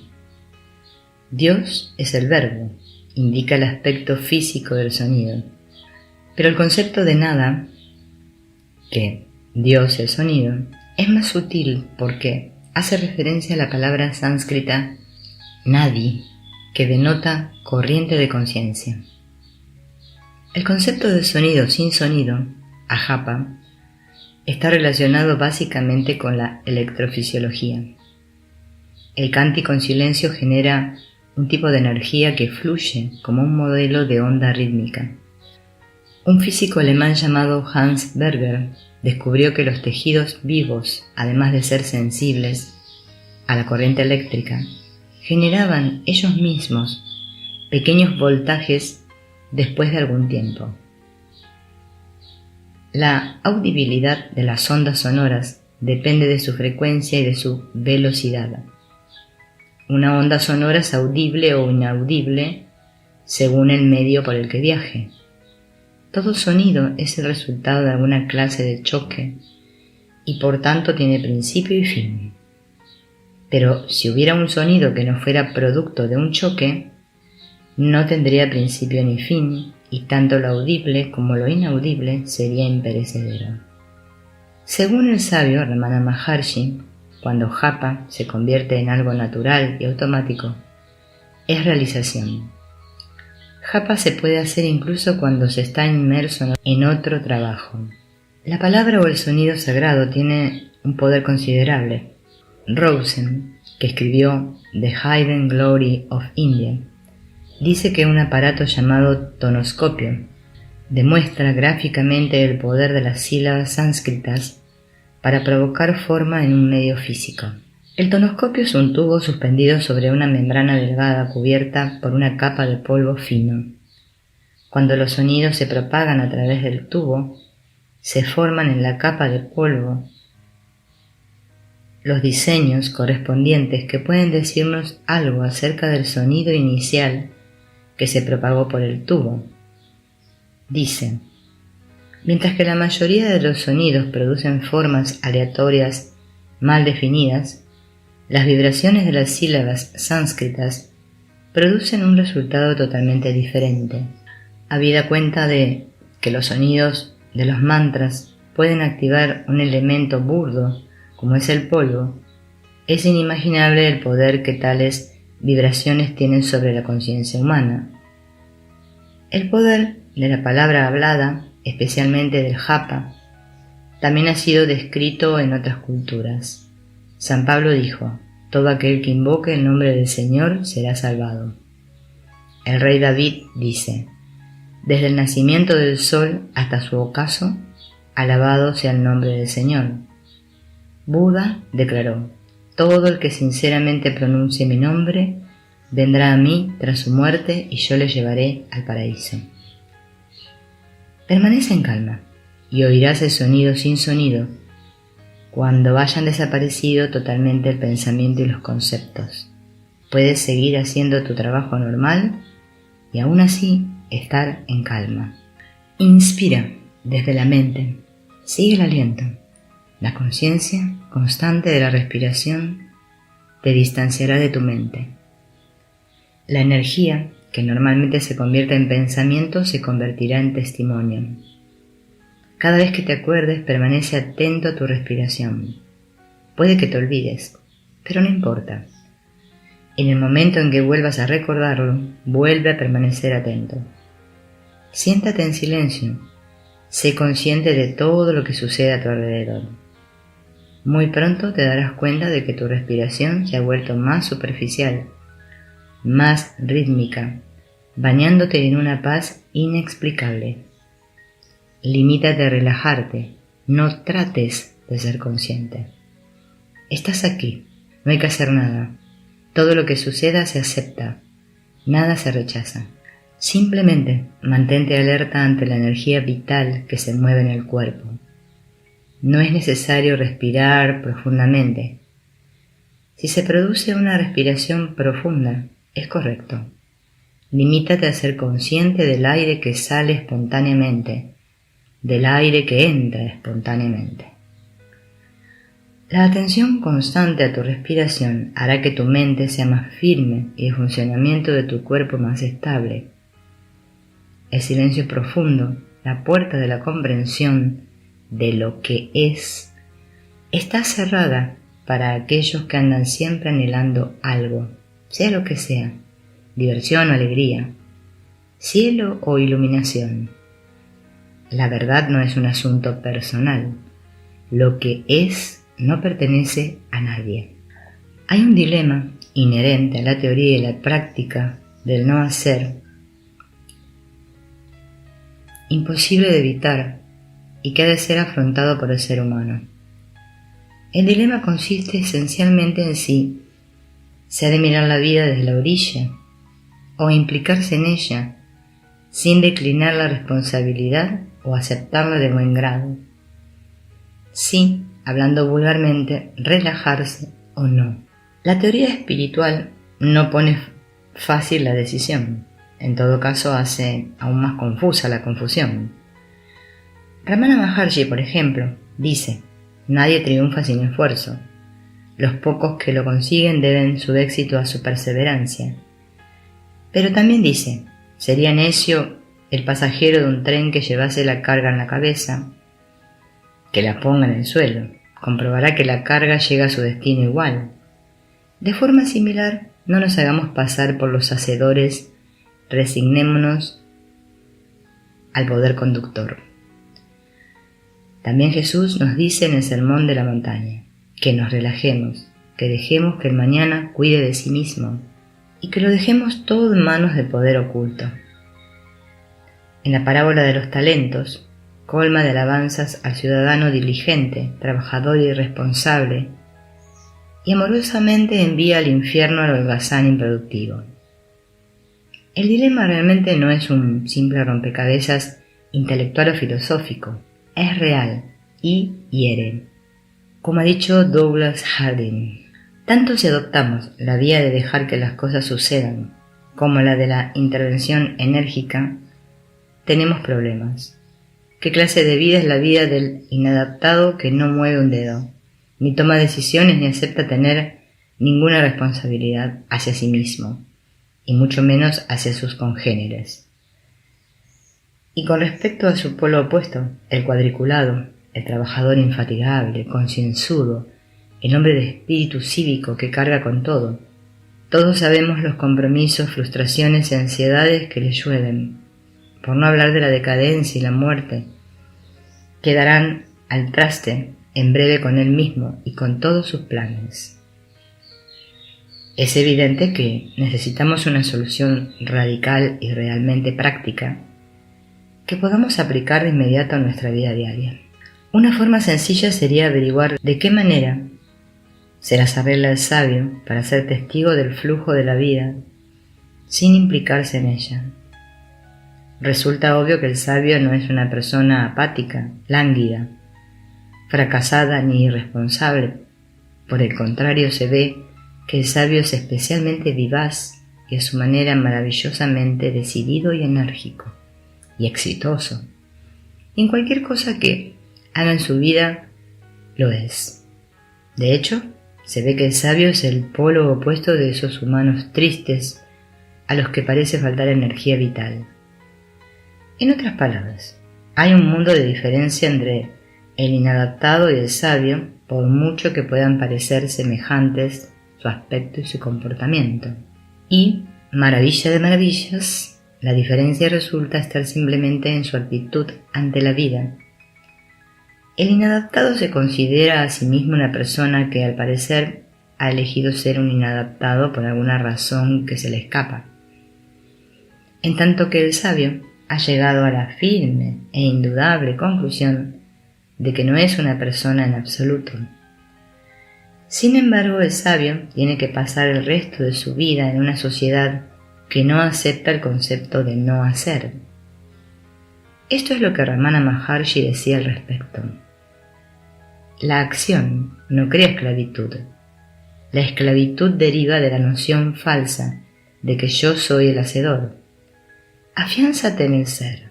y actúa de acuerdo a la naturaleza sin el sentimiento de hacer. Prestar atención al ser incluye prestar atención al trabajo. El trabajo no te atará, irá por sus propios pasos. Esta es la clave de la situación. Según mi propia percepción, el sabio vive su vida con la convicción total y absoluta de que nadie es el hacedor, ni él mismo ni el otro. En lo que se refiere a la responsabilidad consigo mismo, está totalmente exento de la esclavitud que suponen la culpa y la vergüenza, basadas en él mismo como hacedor. Así también estará libre de la esclavitud del odio y la malicia, de la envidia y los celos hacia el otro, por las acciones de este último. En otras palabras, el sabio afronta la vida momento a momento, aceptando cualquier cosa que ésta traiga, dolor o placer, como su destino o la voluntad de Dios, cuyas bases no puede comprender ningún ser humano. Al mismo tiempo, el sabio está anclado firmemente en la paz, la armonía y en la tranquilidad, mientras afronta la vida momento a momento, sin sentirse nunca incómodo consigo mismo, sin sentirse nunca incómodo con el otro. El sabio no ignora nunca el hecho de que tiene que seguir viviendo su vida en una sociedad que no puede aceptar el concepto de no hacer y que sigue responsabilizando de sus acciones a cada entidad individual.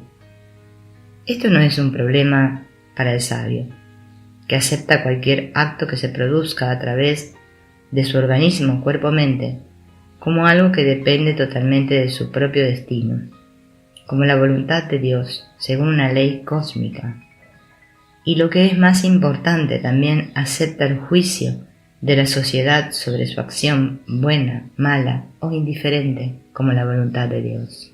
En otras palabras, el sabio ha aceptado total, absoluta e incondicionalmente el concepto de Buda. Los acontecimientos suceden, los actos se realizan, pero no hay un hacedor individual de ningún acto. Así pues, el sabio vive su vida como una entidad separada, responsable de sus acciones ante la sociedad. Con la comprensión firme de que todas las entidades separadas son, de hecho, instrumentos cuerpo-mente separados, a través de los cuales funciona la energía primaria que produce los acontecimientos o los actos con toda precisión según la ley cósmica. La suma de todo esto es que el sabio vive su vida perfectamente feliz de hacer lo que su naturaleza espera que haga, aceptando todo lo que suceda después como voluntad de Dios. El sabio vive su vida sabiendo que su vida está siendo vivida y por tanto sin expectativas de ninguna clase. Si se le pidiera al sabio que dijera muy brevemente cómo vive el día a día, su respuesta sería: estoy en calma y miro el flujo de la vida. En algún momento de nuestras vidas, cada uno de nosotros ha envidiado a los animales que viven, sufren, disfrutan de la vida y mueren sin hacer un problema de ello. Sus vidas parecen ser simples y sin complicaciones. Su secreto reside en que están muy ocupados haciendo lo que estén haciendo en ese momento, sin que se les pase por la cabeza preguntarse si se están divirtiendo o si la vida tiene algún significado. La felicidad para el ser humano consiste no solo en disfrutar de la vida en el presente, sino en la seguridad de que tiene todo un futuro prometedor de alegrías por delante. Sin lugar a dudas, el cerebro humano es mucho más sensible que el de los animales, lo que enriquece inmensamente su vida. Pero pagamos muy cara esta prerrogativa especial porque el mismo aumento de la sensibilidad nos hace especialmente vulnerables a los dolores intensos. La sensibilidad requiere un alto grado de blandura y fragilidad. Los globos oculares, los tímpanos, las papilas gustativas y las terminaciones nerviosas no solo son blandos y frágiles, sino también perecederos. Si queremos placeres intensos, son inevitables los dolores intensos. Es más, parecería que ambas cosas deben alternarse de alguna manera, puesto que el placer interrumpido es un estímulo que o bien empalidece o bien se incrementa. Una dieta continua de comida sustanciosa o destruye el apetito o nos lleva a la enfermedad. El que no queramos sufrir para obtener nuestros placeres hace que la vida que vivimos sea una contradicción y genere conflictos. La mayor parte de la actividad humana va encaminada a hacer permanentes aquellas alegrías y experiencias que son adorables precisamente porque cambian. La música es una delicia por su ritmo y su fluidez. En el momento en que detienes la fluidez y prolongas una nota o un acorde más allá de su tiempo, se destruye el ritmo. Esforzarse por eliminar el cambio es trabajar contra la base misma de la vida. El verdadero problema de la vida no procede de una sensibilidad momentánea al dolor, sino de nuestra conciencia del tiempo y de su duración. El objeto de terror, muy a menudo, no es una operación a la que vayamos a someternos en el futuro inmediato, sino el problema del alquiler del próximo mes, o la amenaza de una guerra, o un desastre social, o de la enfermedad y la muerte. El terror puede provenir incluso del pasado. El poder de los recuerdos y de las expectativas es tal que el pasado y el futuro son más reales que el presente. La alegría de ahora mismo puede casi llegar a ser anulada por el pánico del futuro. Si para disfrutar de lo que el presente tiene de deleitable tenemos que estar seguros de que el futuro será feliz, no hay duda de que estamos pidiendo la luna. Nadie puede tener esa seguridad. Por lo tanto, es necesario investigar en profundidad qué es lo que el ser humano está realmente buscando, y es obvio que está buscando algo a lo que anclarse para poder apreciar la vida tal y como viene, con el dolor y con el placer. A eso podríamos llamarlo paz. La persistencia y la mutabilidad del mundo son el puro núcleo de su vivacidad y de su encanto. Estar de paso es vivir, quedarse y permanecer es morir. Un grano de maíz está solo a menos que caiga a la tierra y muera, pero si muere, da mucho fruto. El movimiento y el ritmo son la esencia de todas las cosas adorables. Cada forma es un modelo de movimiento oculto y cada cosa viva es como el río. Si no hubiese manado, no habría podido fluir. La vida y la muerte no son fuerzas opuestas, son dos formas de mirar la misma fuerza, porque el movimiento del cambio es tanto el constructor como el destructor.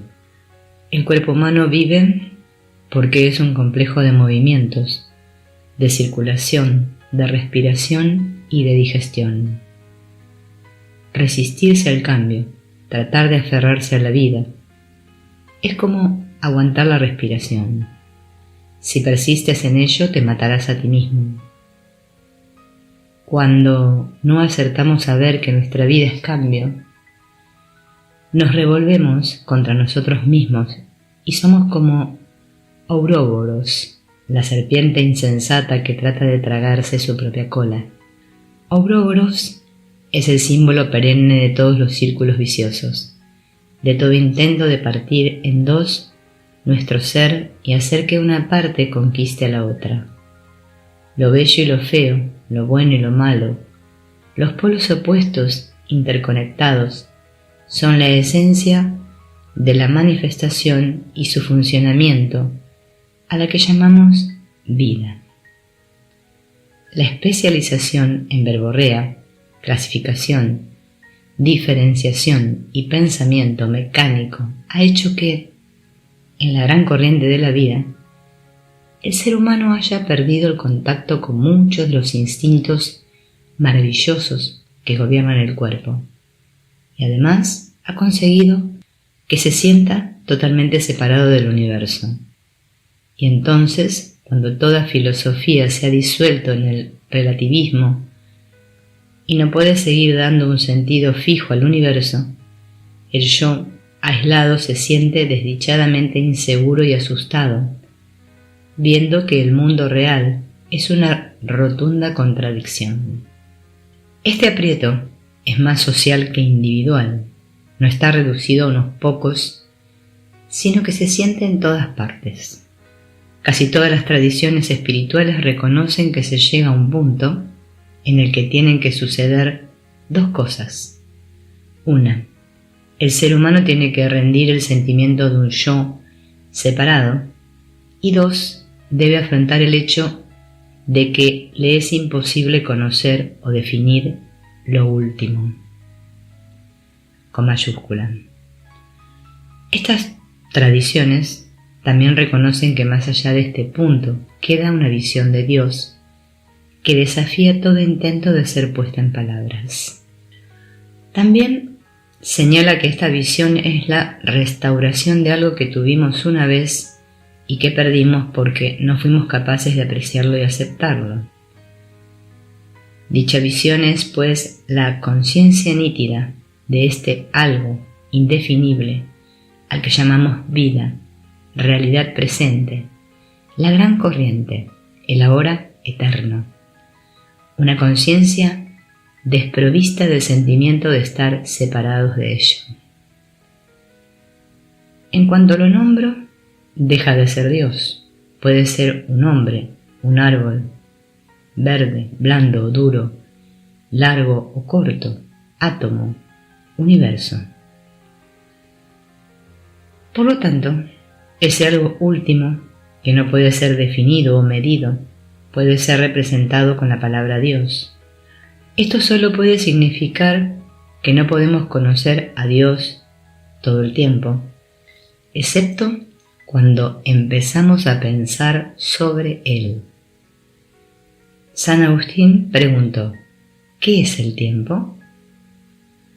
Lo sé, pero dejo de saberlo en cuanto me lo preguntas, dijo. Sin embargo, las religiones nos dicen que Dios es alguien o algo en quien podemos buscar sabiduría verdadera y guía. De hecho, esta clase de sabiduría, a modo de dirección específica, es insignificante. No aprendimos a respirar, a tragar, a ver, ni la sangre circula.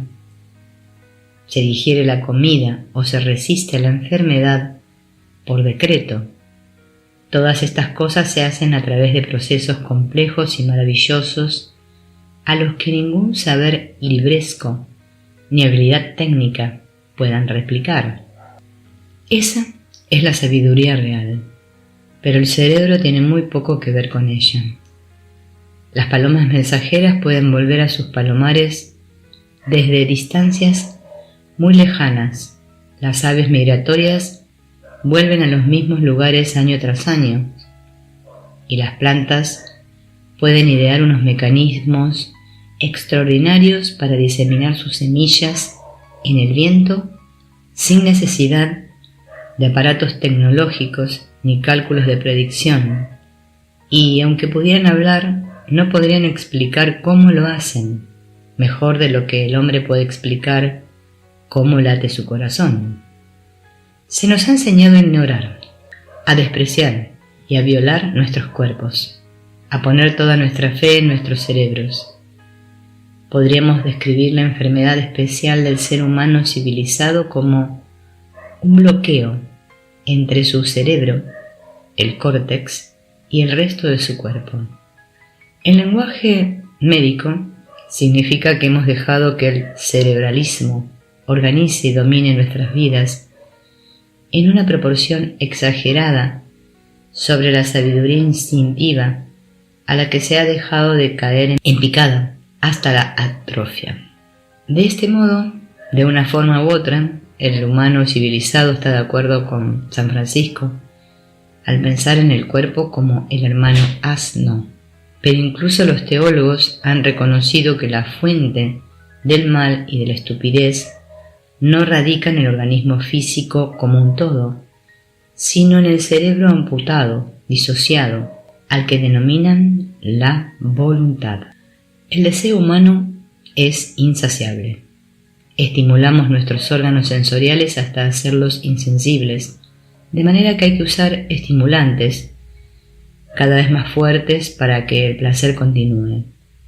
El cuerpo, por autodefensa, enferma debido a la tensión, pero el cerebro sigue y sigue. El cerebro sabe que el futuro tiene un límite y por tanto tiene que acumular todos los placeres del paraíso y de la eternidad en el plazo de unos cuantos años. La conciencia primaria, la mente básica que conoce más la realidad que las ideas sobre ella, no conoce el futuro, vive completamente en el presente y no percibe nada más que lo que es en el momento presente. Sin embargo, el cerebro, ingenioso, rebusca en la memoria y hace predicciones que hacen que el futuro asuma tal grado de realidad que el momento presente pierde su valor. Y así, la economía, listilla, diseñada para producir felicidad, no de realidades sólidas y sustanciales, sino de cosas abstractas y superficiales como promesas, esperanzas y garantías, es un círculo vicioso fantástico que ha de producir más y más placeres o desplomarse. El cerebro es lo bastante listo como para ver el círculo vicioso en el que se ha metido, pero no puede hacer nada al respecto. Ver que es irrazonable preocuparse no detiene la preocupación. Cada vez te preocupas más. Ningún lado quiere realmente la guerra, pero aún así, y como vivimos en un círculo vicioso, empezamos la guerra en previsión de que la empiece el otro lado y obtenga ventaja. Desde este punto de vista racional nos encontramos en el mismo dilema que San Pablo. Querer está presente en mí, pero no encuentro la forma de hacer lo que es bueno, porque lo que debo no puedo. El nudo de la cuestión no es que la voluntad o espíritu sea razonable y la carne perversa, sino que todo el organismo es una casa dividida contra sí misma que no puede mantenerse en pie. Todo el organismo es perverso porque el cerebro está en contra de las vísceras y la cabeza no es consciente de estar unida a la cola. Tiene que darse la comprensión completa de que la función del cerebro es servir al momento presente, el real, y no enviar al hombre a una lucha encarnizada tras el fantasma de un futuro que no existe. Cuando funciona como es debido, el cerebro es la forma más elevada de sabiduría instintiva. Ha de funcionar con el instinto de las palomas mensajeras y el de la formación del feto en el vientre, sin verbalizar el proceso ni saber cómo se hace. El cerebro autoconsciente, como el corazón autoconsciente, es un desorden que se manifiesta en un sentimiento agudo de separación entre yo y mi experiencia. El cerebro solo puede asumir su propio comportamiento cuando existe la comprensión de que la conciencia está haciendo lo que debe hacer, no retorcerse ni enroscarse para escapar de la experiencia presente, sino ser consciente de ello sin esfuerzo. Lo único que impide al cerebro ser consciente de ello es el pensamiento horizontal en el tiempo. Pero, ¿cómo vamos a curar la brecha entre el yo y el mí, el cerebro y el cuerpo, el hombre y la naturaleza, y poner fin a todos los círculos viciosos que ello produce? ¿Cómo vamos a experimentar la vida como algo que no sea el panal de miel en el que somos las moscas atrapadas? ¿Cómo vamos a encontrar seguridad y paz mental en un mundo cuya naturaleza intrínseca es la inseguridad, el cambio incesante y la impermanencia? Todas esas preguntas que demandan un método y un curso de acción indican que no se ha comprendido el problema. No necesitamos acción, todavía. Lo que necesitamos es más luz. Luz significa conciencia. Ser conscientes de la vida, de la experiencia, tal y como es en el momento, sin conceptos, ideas ni juicios sobre ella.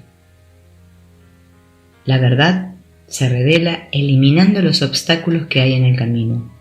Un arte no muy diferente de la escritura, que el artista crea no añadiendo sino quitando con el cincel las partes que impiden que se vea la imagen final.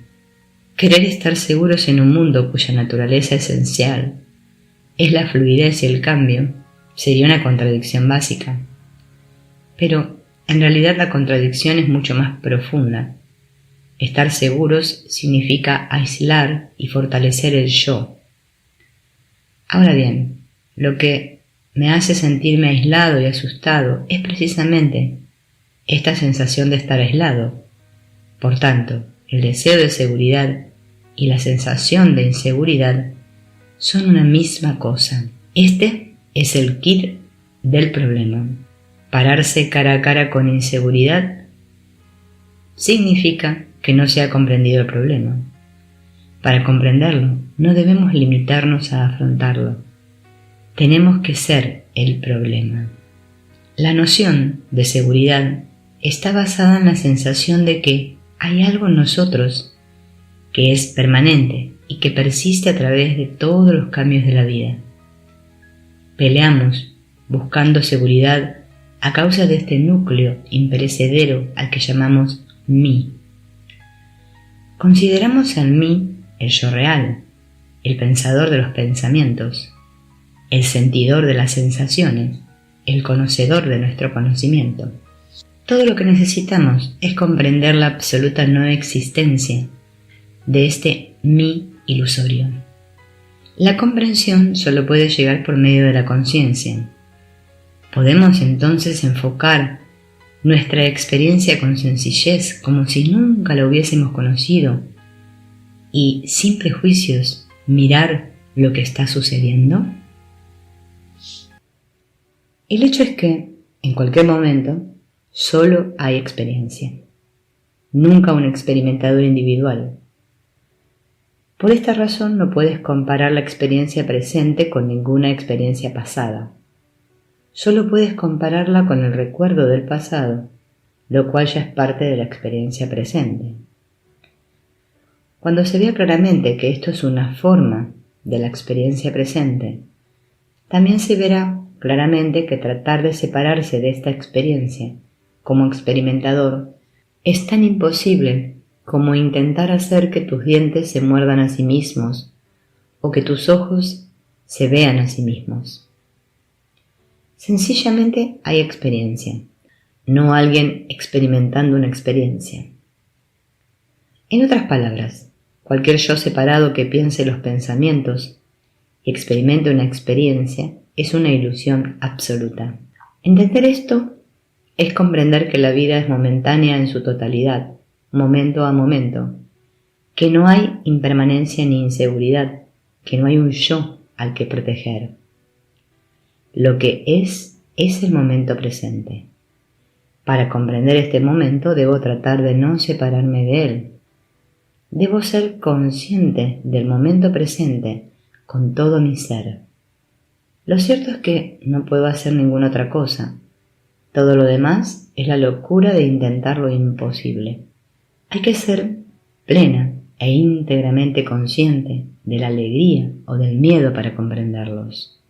Seguramente este sea el significado de la extraña frase: si tus ojos fueran uno solo, todo tu cuerpo estaría lleno de luz. En otras palabras, estate en calma. Si nos preguntaran de repente, en este momento, ¿quién eres tú?, realmente no podríamos responder. Si nos parásemos a pensar, daríamos información sobre el nombre, la dirección, trabajo, etc. Pero sería una respuesta sobre el pasado, no sobre el momento presente. Ser consciente de la realidad de la vida presente es descubrir que en cada momento la experiencia lo es todo. No puede haber nada además de esto, ninguna experiencia de ningún mí experimentando la experiencia. Es muy curioso lo preparados que solemos estar para ser conscientes del momento cuando éste lo es de felicidad y placer, y olvidarnos de nosotros mismos. Pero cuando llega el dolor, ya sea físico o emocional, real o anticipado, la mente se aleja de sí misma para separarse de la experiencia. El organismo humano tiene un poder de adaptación maravilloso, tanto para el dolor físico como para el psicológico. Pero solo cuando el dolor no está siendo reestimulado constantemente por el esfuerzo interno de escabullirse y huir de él, de separar el mí de la sensación. No es raro que un buen número de personas mayores tenga algún achaque o dolor en cualquier parte del cuerpo la mayor parte del tiempo, y son capaces de vivir con ello hasta que alguien se lo recuerda. La cuestión es que cuando tratamos de comprender el presente, comparándolo con lo que recordamos de cuando no nos dolía, no podemos comprenderlo con tanta profundidad como cuando somos conscientes de ello sin compararlo. Como no podemos escapar del presente, nuestra única salida es ir al recuerdo del pasado. Pero la memoria no nos hace escapar. Y eso no es todo. Cuanto más nos acostumbramos a comprender el presente en términos de recuerdo del pasado, lo desconocido por lo conocido, tanto más triste y frustrada se vuelve la vida. Por otro lado, ser totalmente conscientes de ello con todo nuestro ser es una experiencia nueva. No ofrecemos resistencia y el conflicto entre el mí y el momento presente se desvanece. Nos limitamos a ser testigos de lo que el cuerpo hace, quizá incluso gritar.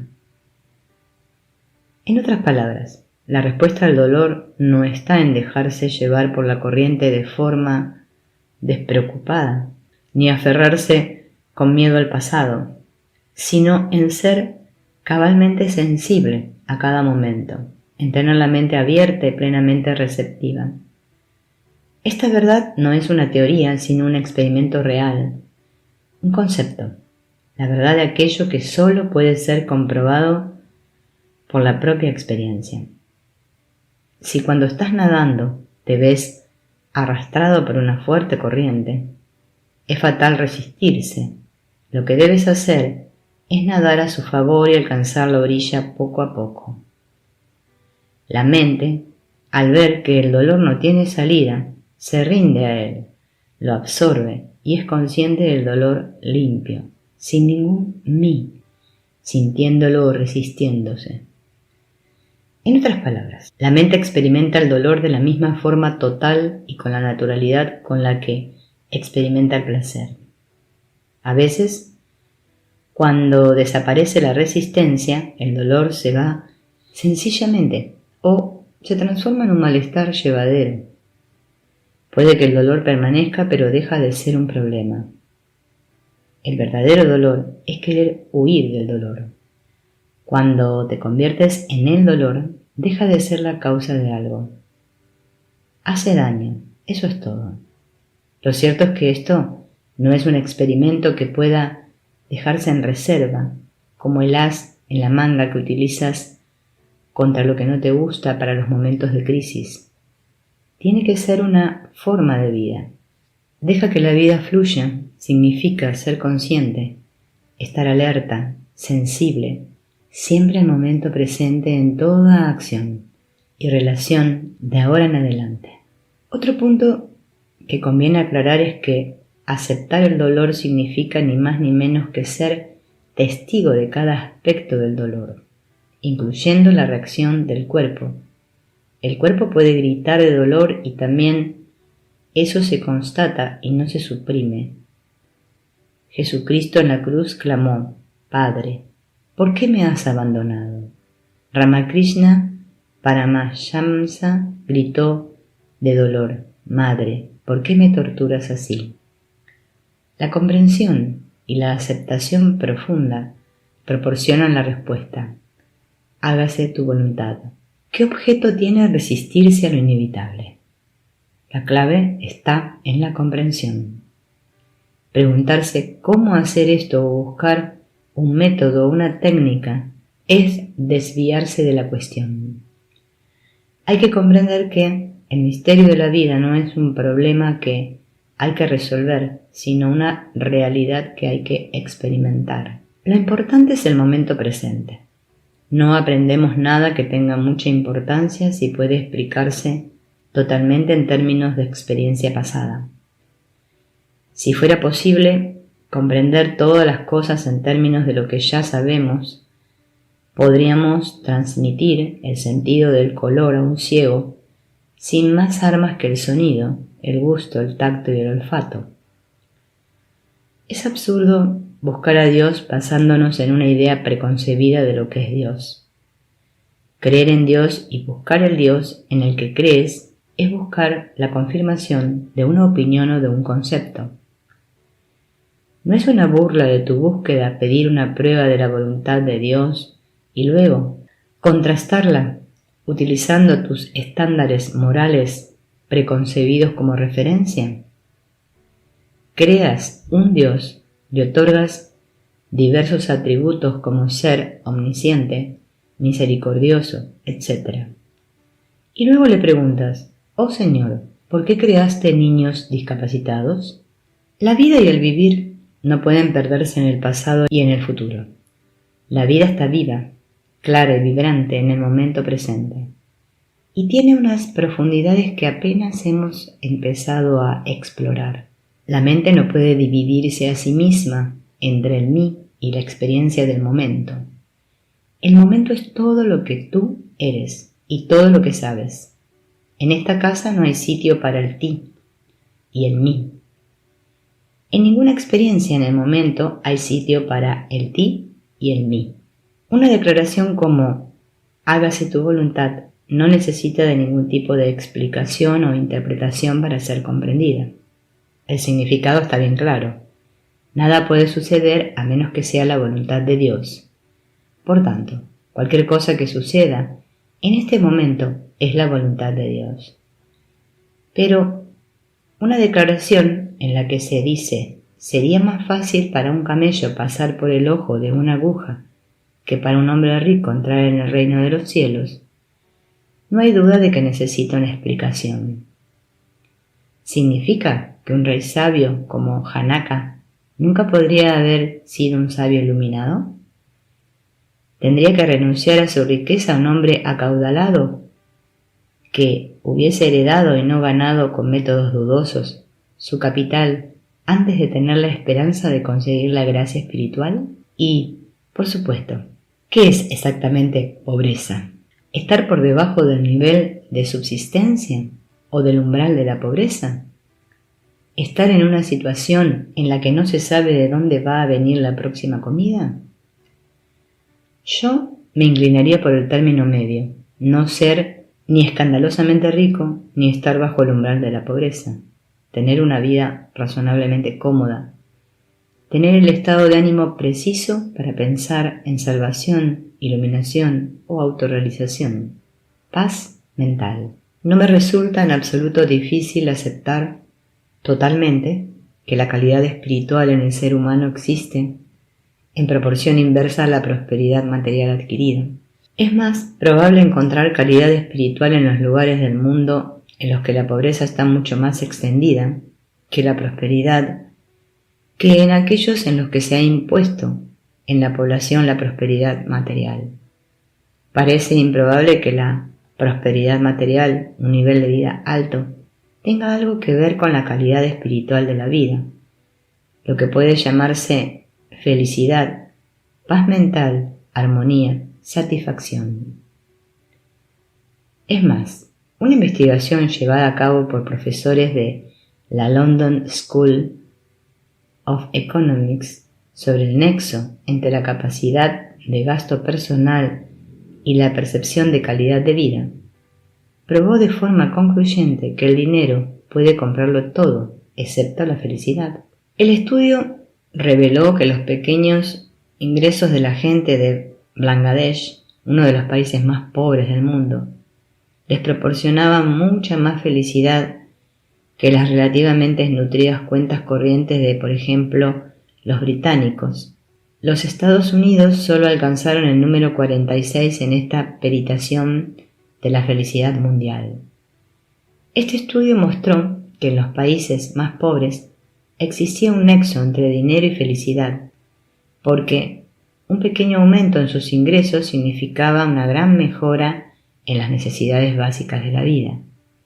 Sin embargo, más allá de un cierto nivel de renta, se rompía la relación directa y se vio que la felicidad en los países ricos dependía mucho más de las relaciones personales íntimas, la buena salud y la satisfacción en el trabajo.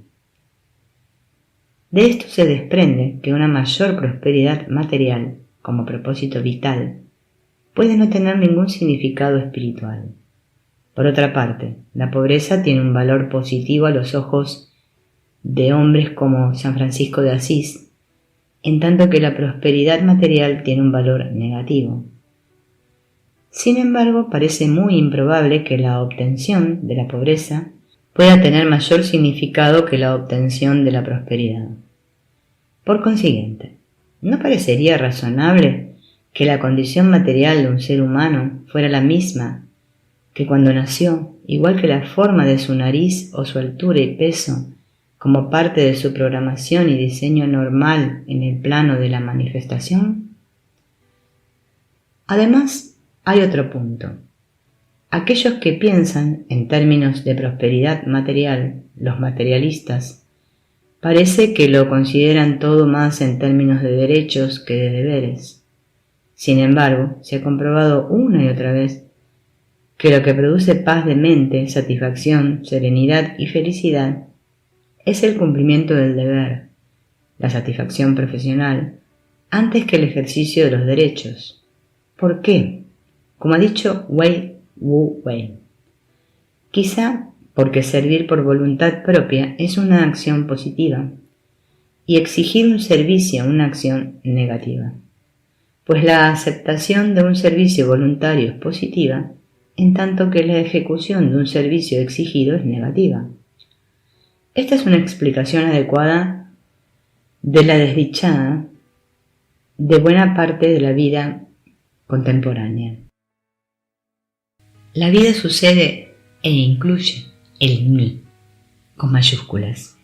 Aunque no es fácil de aceptar, lo cierto es que todas las cualidades que admiramos o aborrecemos del mundo que nos rodea son reflejos del interior, los genes y los condicionamientos que constituyen nuestra programación, aunque de un interior que es también un más allá, inconsciente, vasto, desconocido. Como ha dicho un psicólogo, nuestras sensaciones ante el abarrotamiento de un avispero y el foso de las serpientes son sensaciones producidas por aspectos ocultos de nuestro cuerpo, de nuestro cerebro y de todas sus posibilidades para producirnos escalofríos desconocidos, enfermedades antiestéticas y dolores inimaginables. Aunque tampoco sea fácil de aceptar, lo cierto es que la sensación de que nos encontramos frente a frente con el mundo aislados y diferentes tiene una enorme influencia sobre el pensamiento y la acción.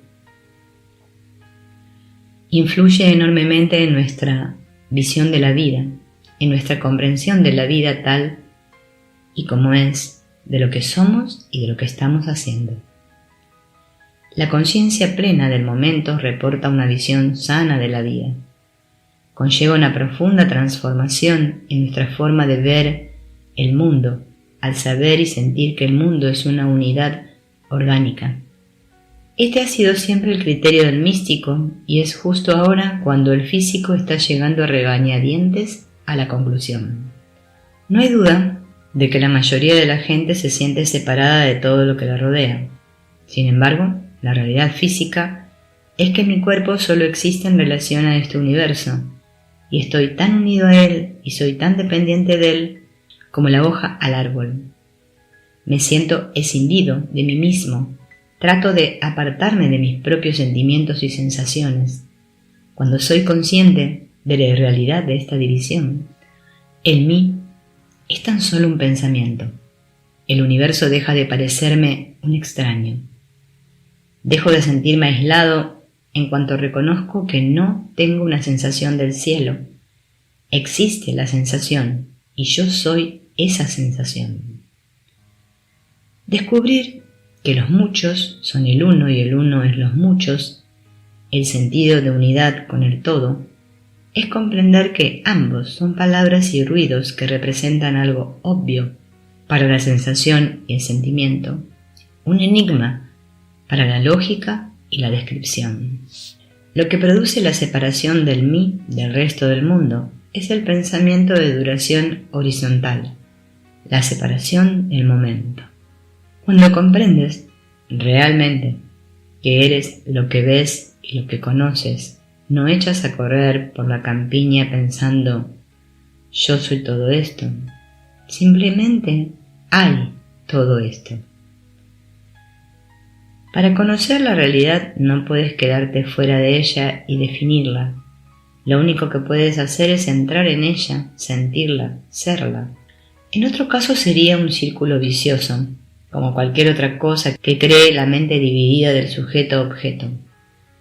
Por otro lado, la realización de que la mente es indivisa debe tener una influencia correspondiente y de largo alcance sobre el pensamiento y la acción. La mente dividida se sienta a la mesa, picotea un plato tras otro, comparándolos con comidas anteriores, y no encuentra nada sabroso porque no hay nada que haya saboreado plenamente. Pero el sabio, con la mente indivisa, es conocido como el superdisfrutador, porque para él es este momento presente, está relajado y disfruta del placer o del dolor a tope y no trata de escaparse. El sabio ha comprendido cabalmente por qué existe este universo con sus inevitables contrapartidas interdependientes. El problema de andar justificando a la naturaleza, de tratar de hacer que la vida tenga algún significado en términos de futuro, desaparece completa y totalmente. El significado y el propósito del danzar es la danza misma, no la persecución de algo. Al igual que la música se completa en cada momento. No tocas una sonata para llegar al acorde final. Beethoven, Brahms y Wagner fueron particularmente culpables de un desarrollo que alcanza un clímax y una conclusión colosales, haciendo estallar el mismo acorde una y otra vez, enlazando el momento con su renuencia a abandonarlo. Para la mente indivisa del sabio, la muerte es otro de los momentos de los que no puede desvelar su significado, a menos que se viva al máximo. La muerte es lo desconocido, en lo que vivimos antes de nacer. No hay nada más creativo que la muerte. Es todo el secreto de la vida. Significa que hay que abandonar el pasado, que no se puede evitar lo desconocido, que el mí no puede continuar eternamente.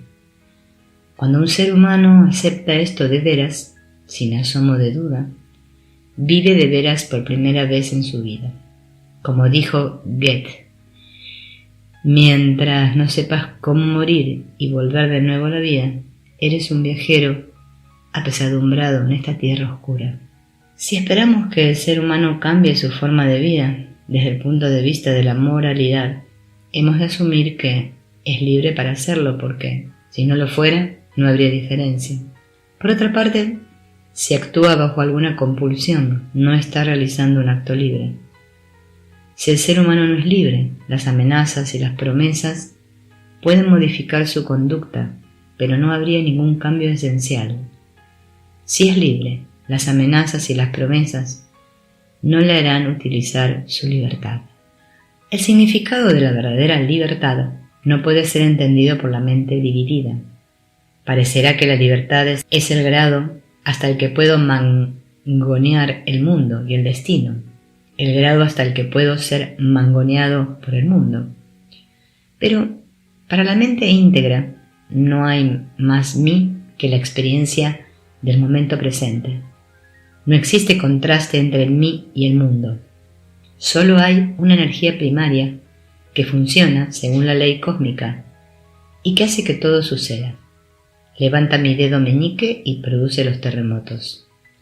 Estamos acostumbrados a pensar en la libertad como la voluntad humana individual y su poder de elección. Lo que entendemos normalmente por elección no es una libertad real. Las elecciones están motivadas generalmente por el placer y el dolor, pero los mejores placeres, según la experiencia personal de cada uno, resultan ser aquellos que no habíamos planeado, y la peor parte del dolor es esperar y tratar de librarnos de él.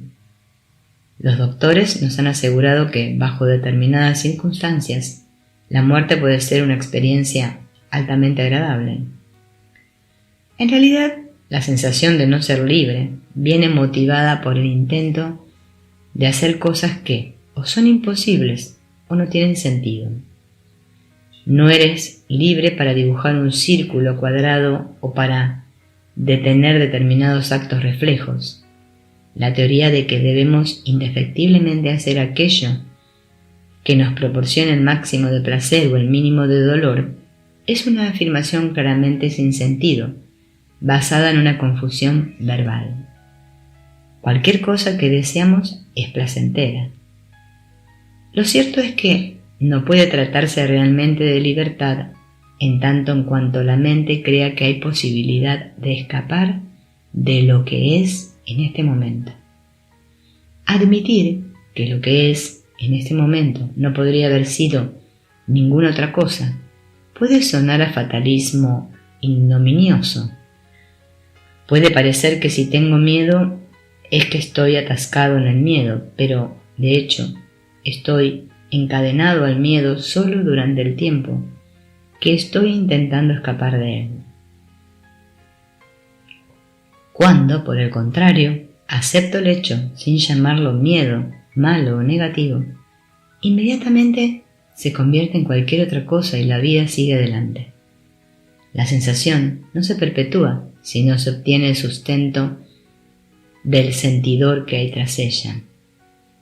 El sentimiento de amor puede considerarse el opuesto del miedo. San Agustín lo describió así: ama y haz lo que quieras. El problema está en cómo amar aquello que no te gusta. No existe fórmula para generar el auténtico calor del amor. No puedes convencerte a ti mismo en cualquier caso, no sería auténtico. Todo el mundo tiene amor, pero solo puede emerger cuando se está convencido de la frustración que surge de la imposibilidad de amarse a uno mismo. Esta convicción no surgirá de la repulsa ni del odio hacia uno mismo, ni dedicando al autoamor todos los insultos del universo. Solo puede surgir de la conciencia de que no hay, en verdad, ningún ser al que amar u odiar, de la conciencia de que todo lo que parecen ser acciones son solo sucesos, no el hacer de nadie. El momento presente es la puerta del cielo, o el camino recto y estrecho que conduce a la vida. El hombre rico, que lleva demasiado equipaje del pasado y del futuro, no puede entrar por esa puerta. Eckhart se expresó de forma muy hermosa para decir que la vida eterna solo puede ser comprendida en términos del momento presente. El momento ahora en el que Dios creó al primer hombre y el momento ahora en el que desaparecerá el último hombre y el momento ahora en el que estoy hablando son uno en Dios, en el que solo hay un ahora. Mirad, la persona que vive a la luz de Dios no es consciente del tiempo pasado ni del tiempo por venir, sino solo de una eternidad.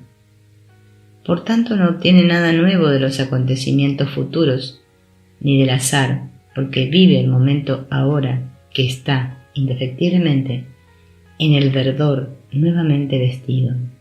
El sabio vive su vida con esta comprensión total, momento a momento, comiendo cuando tiene hambre, bebiendo cuando tiene sed, riendo sin reservas cuando se divierte, quizá por algo que se supone ha hecho, y así, mientras vive, está listo para morir en cualquier momento, sin estar nunca incómodo consigo mismo, ni incómodo con los otros. El sabio está siempre en calma, viendo fluir la vida. El meollo de toda búsqueda es descubrir el ser en uno mismo, por intuición. Saber la respuesta de un problema sin haberla hallado por uno mismo sería como estudiarse un mapa y no emprender el viaje. A falta de un verdadero golpe de reconocimiento, cualquier respuesta carecería del poder de la convicción total, del poder del conocimiento genuino. Hay que llegar a la conclusión de que no se puede ser el hacedor por experiencia propia. Hay que tener muy claro que el hombre de comprensión total no debe ser confundido con el hombre que vive en soledad. El sofisticado hombre de sabiduría, practicando las artes del ocultismo. El hombre despierto es, sin duda, un individuo muy humano. Conoce las alegrías y las desdichas del momento. En cualquier momento puede surgir la ira y también el miedo. Tiene otra pequeña debilidad de carácter en su programación, como cualquier otro. No está exento de enamorarse o incluso de sucumbir a la tentación. La perfección de un sabio despierto es ser perfecto y simplemente humano. La diferencia significativa consiste en que el hombre común está, de una u otra manera, en lucha con su propia humanidad y anda siempre intentando ser una cosa y otra, sin darse cuenta de que ningún ser humano, un organismo humano programado exclusivamente, puede nunca ser un hacedor individual. Que, en palabras de Buda, los acontecimientos suceden, los actos se realizan, pero no hay ningún hacedor individual. El momento del despertar significa la comprensión total de que la entidad individual, representada por la entidad yo, se convierte en una no entidad, con el sentido de hacedor o responsabilidad personal aniquilado totalmente. Y aún así, el ego se da cuenta con absoluta claridad de que este sin sentido transparente puede reír y hablar, comer y beber, correr arriba y abajo, mirar al cielo y a la tierra. Y todo esto sin ningún sentimiento de que haya por medio ningún problema, ningún nudo psicológico. El despertar significa casi imprescindiblemente una gigantesca sensación de alivio, porque pone fin al calambre psicológico habitual, por el sentido de volición o de hacer, de tratar de captar la mente con la mente. En su momento debe desaparecer el sentimiento de alivio, pero no el despertar, a menos que lo haya confundido con algo que ha logrado. En ese caso, si hubiera el más leve intento de explotar el estado mental complaciéndose en el éxtasis o utilizándolo deliberadamente de alguna forma, significaría claramente que el despertar no se ha producido de verdad, que el sentimiento de que se hace algo no se ha aniquilado. El despertar es agradable, o aliviador o extático solo casualmente. En sí mismo, en esencia, es el fin de un uso artificial y absurdo de la mente. Más allá de eso, no hay nada especial, dado que el contenido último del despertar nunca es un objeto particular de conocimiento o experiencia, sino la aniquilación de la impresión de ser un hacedor como entidad separada. Tendría que resultar obvio que lo que somos no puede, sustancial y fundamentalmente, ser nunca un objeto diferente de conocimiento. Despertar es saber que la realidad no puede ser conocida. Despertar es saber que la realidad no es neti neti. Mientras esté pensando en escuchar, es imposible oír claramente. Y mientras se esté pensando en intentar o no intentar, dejarse ir, uno no puede dejar ir. Resulta divertido que, pensemos o no pensemos en escuchar, los oídos oyen exactamente lo mismo. No hay nada que pueda evitar que el sonido les llegue. Liberación de la esclavitud del tiempo. Esto es lo que significa comprensión última. El hecho es que cualquier cosa que constituye una parte del vivir solo puede suceder en el momento presente. Siempre ha parecido que el presente como realidad no existe salvo como una diferencia del grosor de un cabello entre el pasado y el futuro, porque nuestra experiencia nos dice que la vida en este mundo corre con velocidad tan vertiginosa que se ha ido antes de que hayamos podido disfrutarla. Pero cuando se produce el despertar al instante, nos damos cuenta de súbito, con un sobresalto, que la verdad es justamente lo contrario. El pasado y el futuro son lo ilusorio, y lo real y eterno es el momento presente. Caemos con sorpresa en la comprensión de que la sucesión horizontal del tiempo es tan solo un convencionalismo creado por nuestro pensamiento verbal, que es una vía de un solo carril, un concepto mental que interpreta el mundo a través de los trocitos y las piezas que capta de él, etiquetándolos como acontecimientos y hechos. Lo cierto es que cada conocimiento parcial de la mente excluye al resto del mundo, haciendo que este tipo de comprensión pueda darnos tan solo una visión aproximada de la totalidad a través de una serie de excepciones parciales. La superficialidad de una mente así se ve claramente en el hecho de que ni siquiera es capaz de regular el organismo humano. La forma de funcionar de los nervios, las glándulas, los músculos, los órganos de los sentidos no está controlada por la mente individual en el organismo psicosomático, sino por la mente con mayúscula original que controla en su totalidad la vida misma. La mente individual solo puede ser un aspecto de esa mente original, y por lo tanto la mente individual solo puede despertar al momento presente eterno si deja de coger los pequeños fragmentos de la vida. La conciencia del momento presente solo puede producirse por el mismo principio por el que se produce la claridad de la audición y la visión, y la libertad intrínseca de la respiración. Claridad de visión es la comprensión de que los ojos tomarán nota de todos los detalles por sí mismos, con independencia del esfuerzo de la mente individual.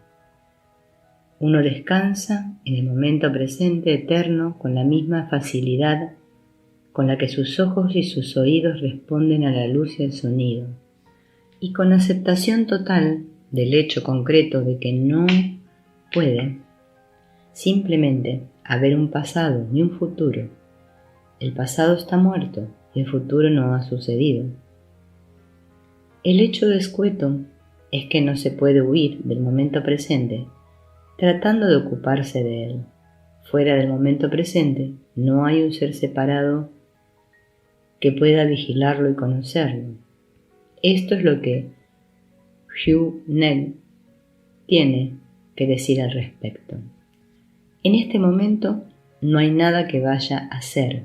En este momento no hay nada que deje de ser. Por lo tanto, no hay nacimiento ni muerte a los que poner fin. Por esta razón, la tranquilidad absoluta del nirvana es este momento presente. Estad en calma. Dejad que la vida fluya.